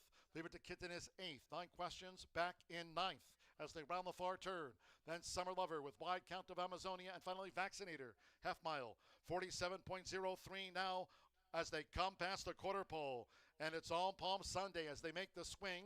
Elevated Game and Jailhouse Justice sweeping into action on the far outside. 3/4, 1 minute 11.81 seconds. Here's Jailhouse Justice with 1 furlong to go. Up to battle Elevated Game. On Palm Sunday is dropped back. Leave it to Kitten right there. Delmo between horses. 9 Questions is also finishing well. It's Jailhouse Justice toward the inside. Go Bolly Go. Go Bolly Go for Mitchell Merrill. Go Bolly Go to get and beat Jailhouse Justice. Leave it to Kitten third. 9 Questions.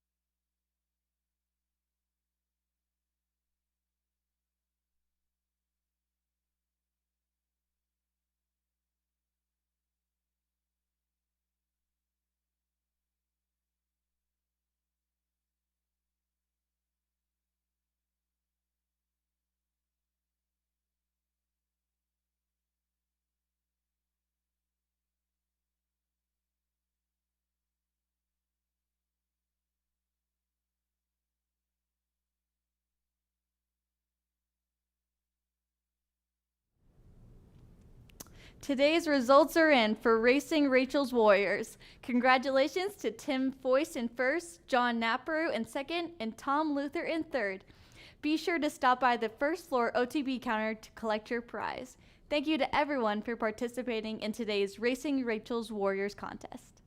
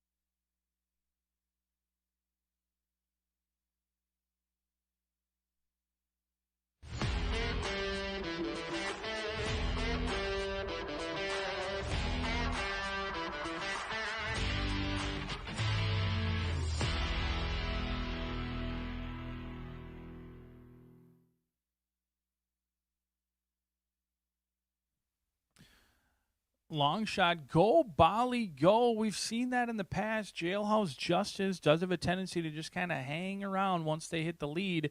Peeringly had more, did fight on, but go, Bali, go had all the momentum with Mitch Merrill. Jonathan Nance gets a victory in there, provides yet another a bit of a price in here, almost a $40 winner in that pick 5 and Itoba pick 4 as well. Scratch numbers 1, 4, 7, 8, 9, and 10 out of the upcoming Thoroughbred finale. But stick around. We've got the Quarter Horse and Thoroughbred Daily Double as Martha Clausen takes you through the 10th and final, now 9 minutes away, a 5-furlong sprint forthcoming, and a very talented field in here. In fact, this is stakes quality talent taking the main stage on a Wednesday afternoon here at Horseshoe Indianapolis. And I usually don't try to take favorites very often on top, but sometimes I will lean into them, and I do think Walter Rodriguez has himself a good-looking mount in here by the name of Mansour Candy, the lone mount of the day, coming at the near 6:30 hour here in Shelbyville for Larry Ravelli. This 5-year-old has 3 wins from 15 starts with 10 second and third place finishes. Looks to be the pace of this race. Jareth Loveberry off, Walter Rodriguez aboard. Not much to make of the jockey change in here as Larry Ravelli uses both very admirably. Has plenty of success with both, winning at nearly 30% this season with Walter Rodriguez here at Horseshoe Indy. They ran well here May 14th, 2026. Showed a ton of speed, but actually didn't get the lead. Had to track the day. Showed a willingness to track, but ultimately kind of stayed on. It was a sneaky amount of trouble trip between Dark Vintage and Run Carson. They exited that race to come back and dominate over in Chicago. They're going to take another crack here at Horseshoe Indianapolis. I think they're in good form. I do think ultimately they prefer the lead. Can track if someone goes crazy on the front end. It's probably not the most ideal situation. That good-looking Justice also has a ton of speed right to their outside ultimately for this horse. But even money right now looks to be a lot of people's singles in those pick 4s and pick 5s. In fact, if you can get around the 11, your pick 4 jumps up nearly double to the 12. 410, $411 to the 11, $739 to the 12. After that, a little bit of a price in here that I think could be a value player is Alder. Despite all those scratches, not taking a ton of action off the 10-1 morning line, currently 7-1 for this 5-year-old. Jacobson owns and trains, and all you have to do is forgive that last start. And it appears in race 8, bettors forgave the last start for the 9, who was 20-1 morning line, got all the way bet down to 5-2. You certainly won't see that swing and a miss by CAW. Talked about bumping up Go Bali Go's price, but like bettors forgave the 9's last start, I'm going to forgive Alder's last start and just draw a line through it. It was at Ellis Park. Not sure what happened. No real excuses. Did have a terrible beginning in there and really just wrapped up for better days. I shouldn't say not really any excuses. They just never got into the race after that bad beginning. They were bet down to 10-1. Bejarano, cagey old veteran rider, he certainly knows that when you're behind by 20 lengths in a 5.5 furlong sprint over at the P-Patch, there's just going to be another race for this 5-year-old, and this happens to be where it lands. Amir Mendoza has been heating up on our turf course. David Jacobson winning at nearly 18%. I think you can forgive that last start. Should get some pace to chase in here. If the 11 and the 12 go crazy quick, I think Alder is going to be sitting in that garden spot, the captain seat.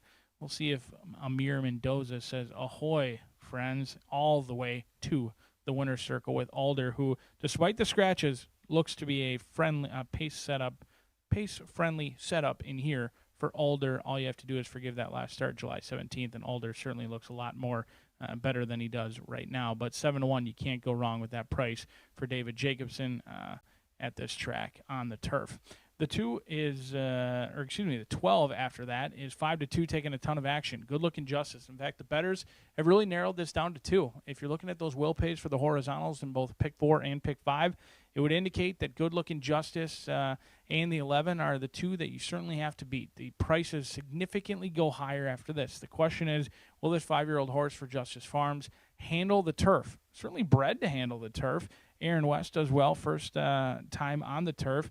And it wasn't all that long ago, back in 2024, I deemed this horse with Sammy Bermudez aboard a don't play against. Just don't play against. After that, when I did deem them not to play against, they lost 2 in a row. One of them was the Grade 3 Perryville, which shouldn't really have been a don't play against. I think I meant that note more towards against state bred competition at Indy versus grade 3s going 7 furlongs. But they're somewhat of a win machine. 9 wins from 17 starts. The question is where you've been for this 5-year-old horse by Street Boss out of With Wonder. The breeding's there for the turf. The Tomlinson number's there as well. The speed is the only question is, will this horse be ready to rock and roll? At first asking, 5-year-old who certainly has some layoff lines in play. They've tried to get this one on the turf in the past against open competition August 13th and dominate an off-turf event by 7 furlongs. But we're 4 minutes away from the 9th and final. If you're still alive in the pick 5, congratulations on navigating it thus far. However, single Demonstrator Candy, I still think you've got some gripping and ripping to fight through as we're 4 minutes away from the last and final thoroughbred race. Martha Clausen takes you through the quarter horse sprint. Good luck.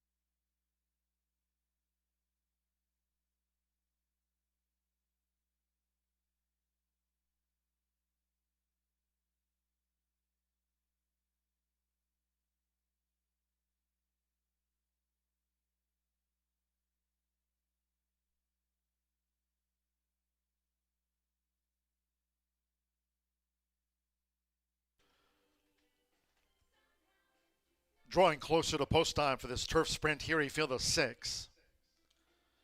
Scratch 1, Mondavilla. 4, Frontier Justice. 7, Multitask. Take out 8, King Gerald. 9, No Balls. And scratch 10, Goldwyn. There's no pentafecta wagering featured here. That'll be a Thursday carryover. Race 6 for tomorrow's pentafecta carryover. Turf sprint features exacta trifecta. There is the superfecta. Final double of the day. Firm and fast.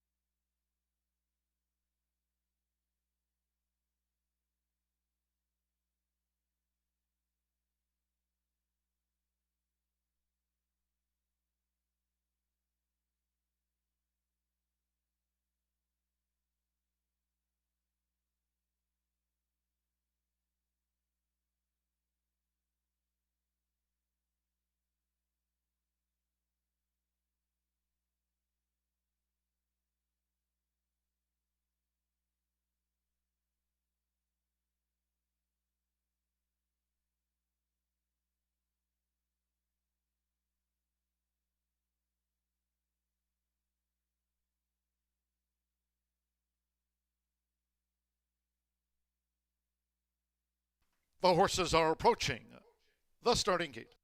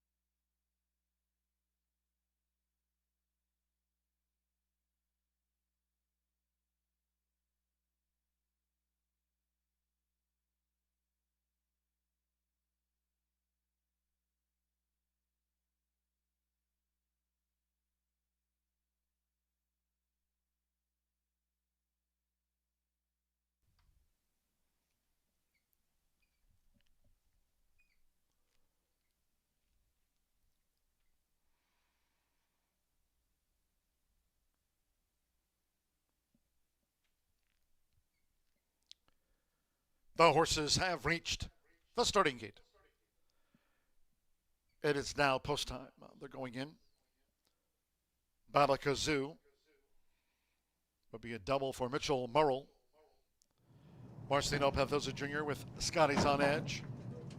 Evan Roman, Linzer loaded. Now Monsieur Candy. Walter Rodriguez for Larry Ravelli and JKX Racing. Here's Monsieur Candy.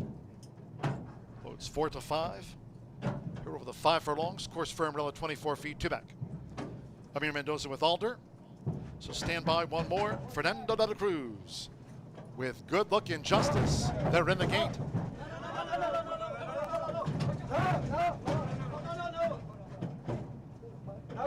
Ready.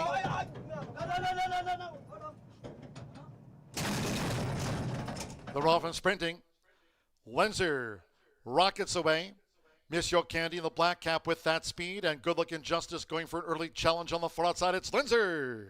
Leads the dash for Evan Roman past the half-mile pole. 2 lengths away to Monsieur Candy. A neck on the outside. Good Luck Injustice outside of Monsieur Candy. They pursue Lenzer as they make their way into the far turn. 7 lengths away to Scotty's on edge with toward the inside Balakazoo and Alder trails. They round the far turn. Check out the opening quarter. First 2 of 5 furlongs, blazing pace. It's Lenzer streaking past the quarter pole from Good Luck Injustice, and Monsieur Candy straightens away in third. Scotty's on edge, Balakazoo and Alder coming down toward the final furlong with the rail for Evan Roman. Lenzer leads them into the last and is pulled clear from Monsieur Candy by 3.5. Good Luck Injustice, Balakazoo makes a bid between horses. On the outside, Alder and Scotty's on edge. They're close to home, and Lenzer holds Monsieur Candy. Lenzer a length and a half to Monsieur Candy. 4 lengths away, Balakazoo third, and Alder finished fourth, well clear.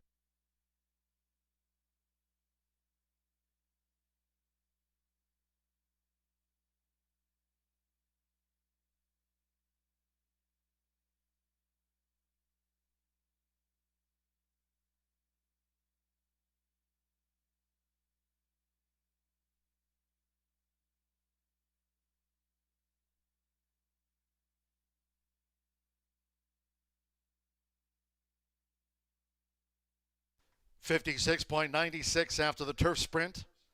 Unofficial. 3:11.253 Lenzer. Lands it at 5 to 1. Number 11, Monsieur Candy. 3 to 5, the runner-up. 2 Balakazoo, 12 to 1 third, and 5 Alder, 8 to 1 fourth. There was no Pentafecta featured. Lenzer, Evan Roman for Cipriano Contreras, son of Street Sense, over Monsieur Candy. Bala, Kazoo, and Alder. We trail back to Scotty's on edge. And Good Looking Justice. After facing Doncho. Last out here, Lenzer lands this at 5-1 odds.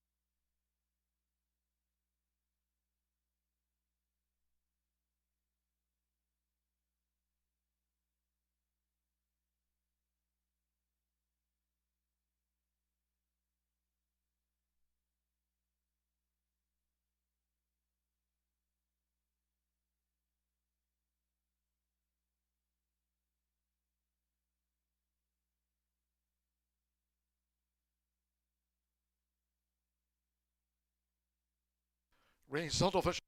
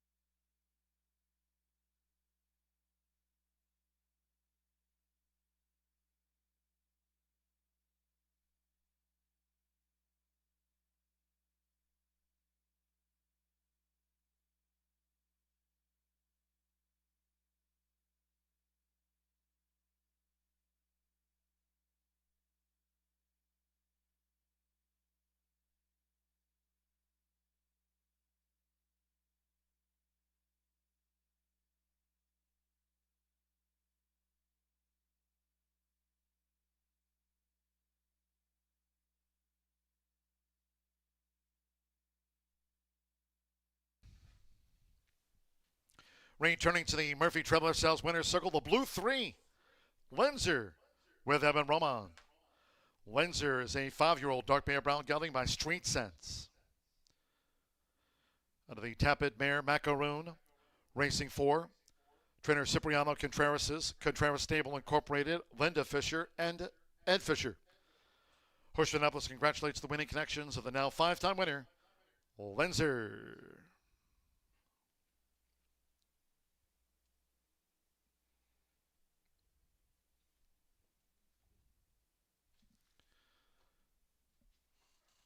The 311 exacta paid $35.60.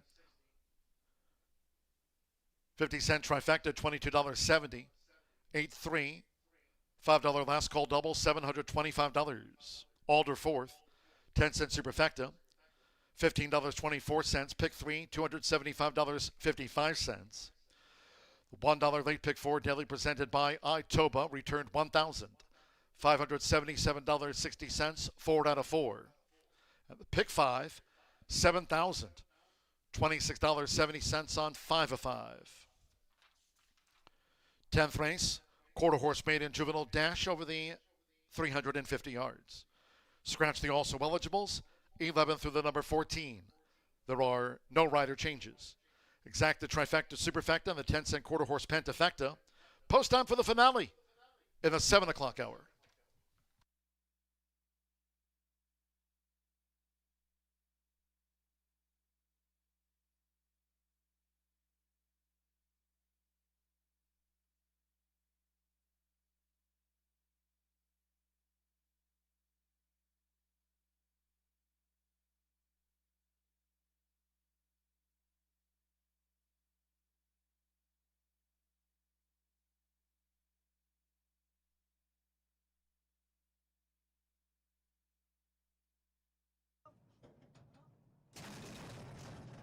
They're off and sprinting.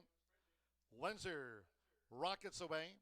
Miss York Candy in the black cap with that speed, and Good Looking Justice going for an early challenge on the far outside. It's Lenzer. Leads the dash for Evan Roman past the half-mile pole. 2 lengths away to Miss York Candy. A neck on the outside. Good Looking Justice outside of Miss York Candy. They pursue Lenzer as they make their way into the far turn. 7 lengths away to Scotty's on Edge with toward the inside Balakazoo and Alder Trails. They round the far turn. Check out the opening quarter. First 2 of 5 furlongs, blazing pace. It's Lenzer streaking past the quarter pole from Good Looking Justice, and Miss York Candy straightens away in third. Scotty's on Edge, Balakazoo and Alder coming down toward the final furlong with the rail for Evan Roman. Lenzer leads them into the last and is pulled clear from Miss York Candy by 3.5. Good Looking Justice, Balakazoo makes a bid between horses. On the outside, Alder and Scotty's on Edge. They're close to home, and Lenzer holds Miss York Candy. Lenzer, a length and a half to Miss York Candy. 4 lengths away, Balakazoo third, and Alder.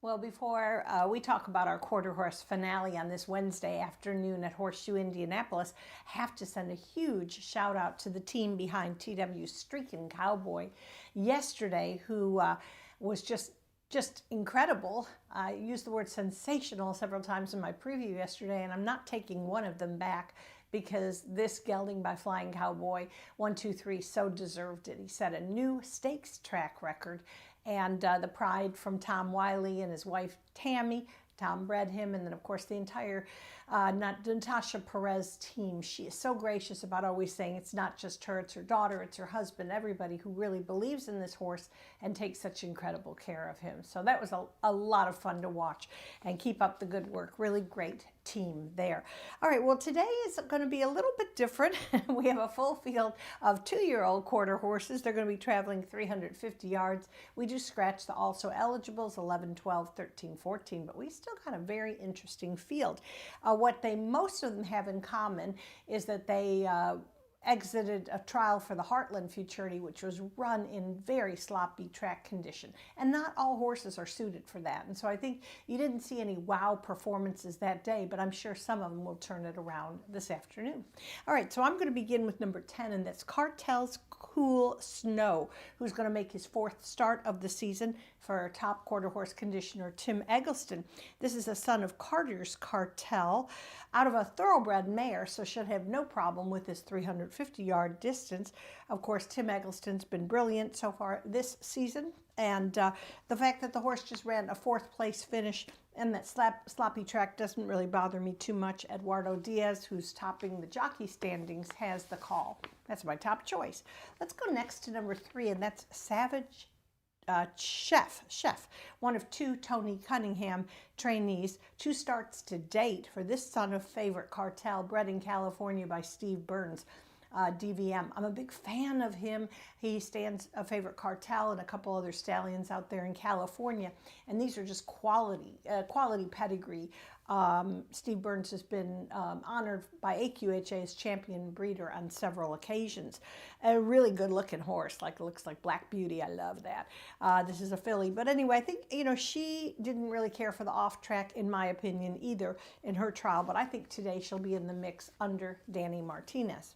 All right, let's move to the rail, and that's number 1, Valiant Prankster, also trained by Eggleston, hopped at the start of his latest effort, and that does not bode well. He finished 6th, but sometimes they're just nervous in the gate, and Tim is so good in, recognizing what he can do to improve. And Rolando Pena, he's been really, really sharp lately, getting horses out of he had a rail winner last week, I believe, paid double digits. And so that's the thing. He's good. He's a great horseman. If he gets that horse out of the gate despite the past performances, I think you're going to see a real good effort. And of course, he's going off at a price. I think a good break is going to make the difference, but don't leave out Valiant Prankster. All right, we'll move on to number 4, and that's SR Kiss My Baby returns to action for trainer Jessie Vasquez following her Heartland Futurity trial again. Sorry to mention it again, but sloppy track, they don't all care about it. But this is a filly by one of my favorite champion stallions, and that's Kiss My Hawks. Of course, Giovanni Vasquez Gomez will guide her for Jessie. I think this is another horse. Now, yesterday, Jessie in the finale, the 110-yard finale, had 2 major long shots, double, maybe triple-digit horses that came in and boosted our quarter horse Pentafecta. So speaking of that, being that yesterday's paid $2,300, are you serious, for the dime wager? I always say that, but I've got to emphasize that that's a lot of money. And they're not exactly easy to hit. You got to throw some long shots in. So I always say, well, let's try, and why don't you consider number 5? Take a look at the paddock. Number 5, Tossin' Back Time, 20-1, coming up, and a nice bred filly by Apolitical Jess, making her start for Ricardo Martinez. And she was impeded out of the gate in her last race, so I think she deserves a long look. Ricardo's sensational as well, and might be able to add to that nice payout today. All right, so that's it for me today. Good luck to everybody, and of course want to mention that we have 2 stakes tomorrow, but don't miss a minute of the excitement on Saturday. It's our 4th all-quarter horse day. We have 13 trials. We begin with the QHRAI Stallion Service Auction Derby, and then the Stallion Auction Futurity, and these are great purses and very competitive. 10:45 a.m. start. Rachel will take you through the entire 13 race card. Have a good evening, everybody.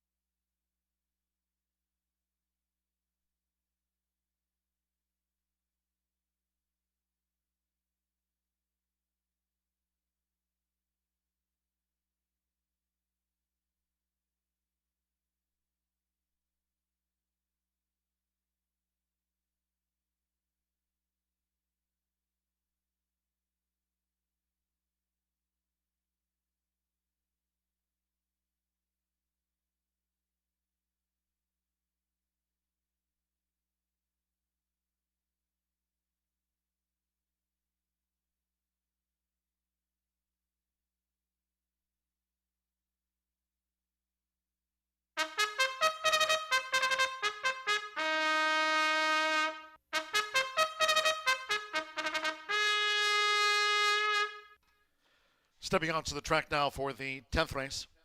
Quarter horse maiden juvenile dash over the 350 to close out the day. Scratch the also eligibles, 11 through the number 14. Overweights, the 1 Valiant Prankster +7, the 2 is plus a pound, 3 is +6. Number 4 SR Kiss My Baby +4 pounds. The 5 is 2 over. The 6 +5 and the 8 KLT. Tell them separate, add 4 pounds to the program weight there, makes it 128. Flipping halters for the 6 and number 7. Both are Cesar Esquenda. Flipping halters for the 6 and 7.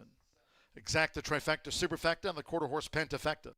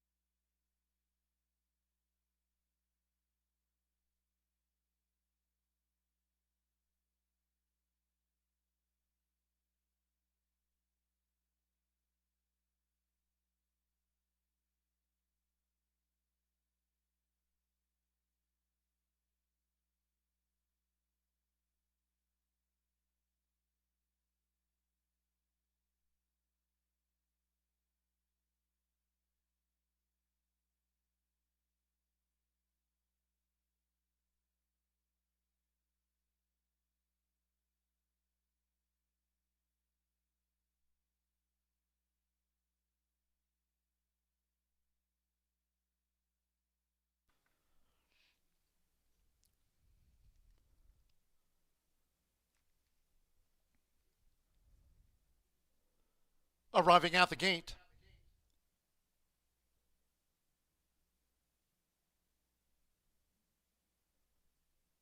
It is now post time. Loading for the last of the day. Rodanda Pina with Valiant Prankster. Just Make Mine Rare has joined Valiant Prankster. LC Hero on Fire. Like Just Make Mine Rare, both use flipping halters. Papacito G.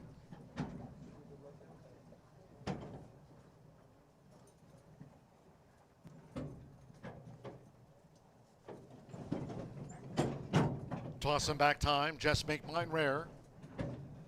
Up comes LC Hero on Fire. Moving Cesar Esquenda 2. Danny Martinez with Savage Chef.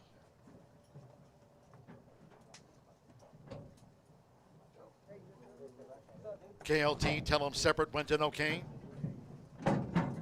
Savage Chef loaded. Giovanni Vasquez Gomez with SR Kiss My Baby. Here over the 350 yards. Fast track and no wind for the closer. If only.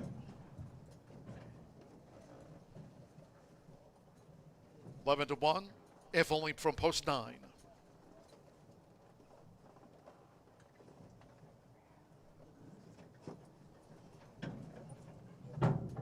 Stand by. One more. Cartel's Cool Snow for the quarter horse meat leaders. Eduardo Luna Diaz for Tim Eggleston.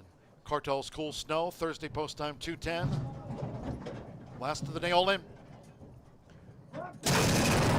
Off in the Wednesday finale, Cartel's Cool Snow bobbled. Fast start for Savage Chef, trying to keep a straight course past the 2:20. Savage Chef, greenly here, but out in front of SR Kiss My Baby. And on the outside, with this long bid, here comes Tossin' Back Time, and Savage Chef from Tossin' Back Time, and between them was SR Kiss My Baby after the 350 yards.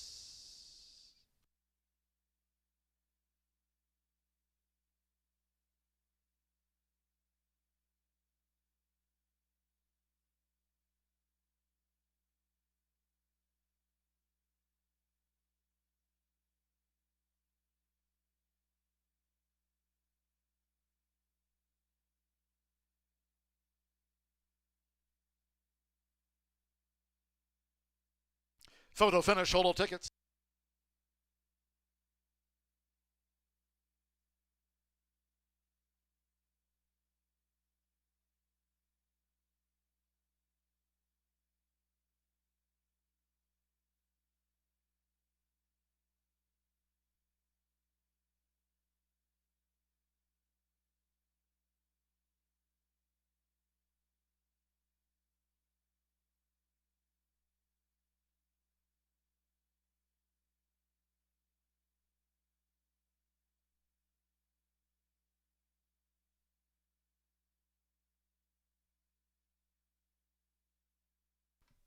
Here's the verdict.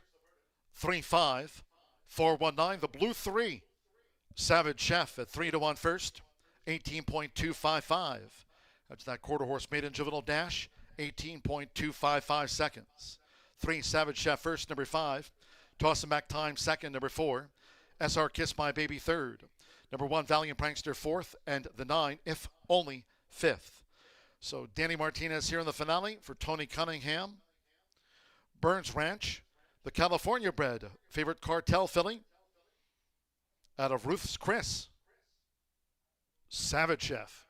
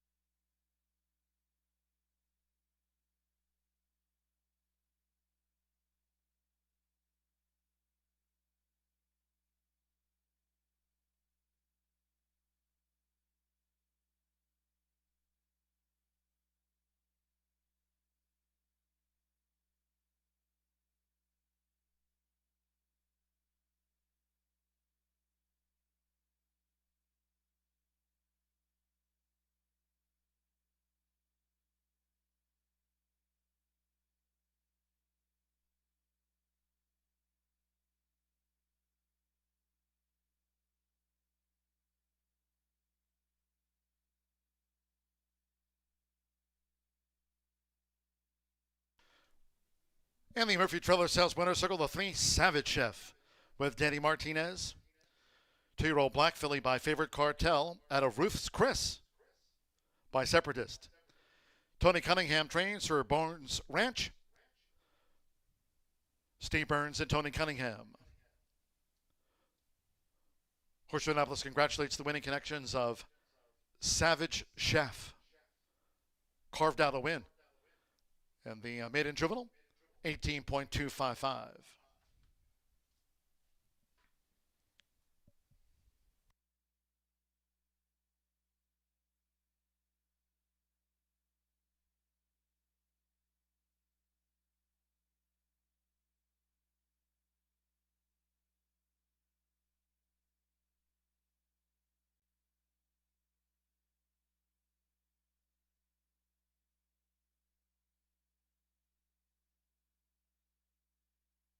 Official. 18.255. 3-5 exacta, $40 even. 50-cent trifecta paid $31. 10-cent quarter horse pentafecta, $155.83. Final pick 3 of the day, $408.90. Capped off by Savage Chef. 3-3 double, $54.80. The 10-cent superfecta paid $21.32. 18.255. Fast, no wind. That concludes our live racing program for today. Another beautiful day in town. Live racing resumes tomorrow. Thursday post time will be at 2:10.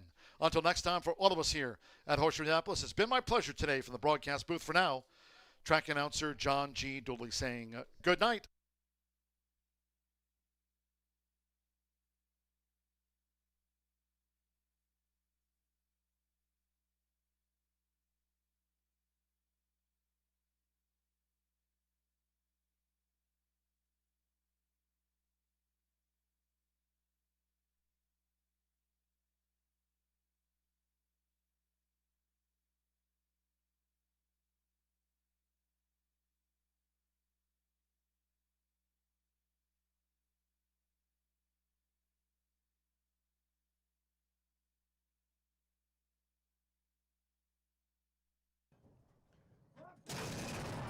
Off from the Wednesday finale, Cartel School Snow bobbled. Fast start for Savage Chef, trying to keep a straight course past the 220. Savage Chef, greenly here, but out in front of SR Kiss My Baby. And on the outside, with this long bid, here comes Toss 'em Back Time, and Savage Chef from Toss 'em Back Time, and between them was SR.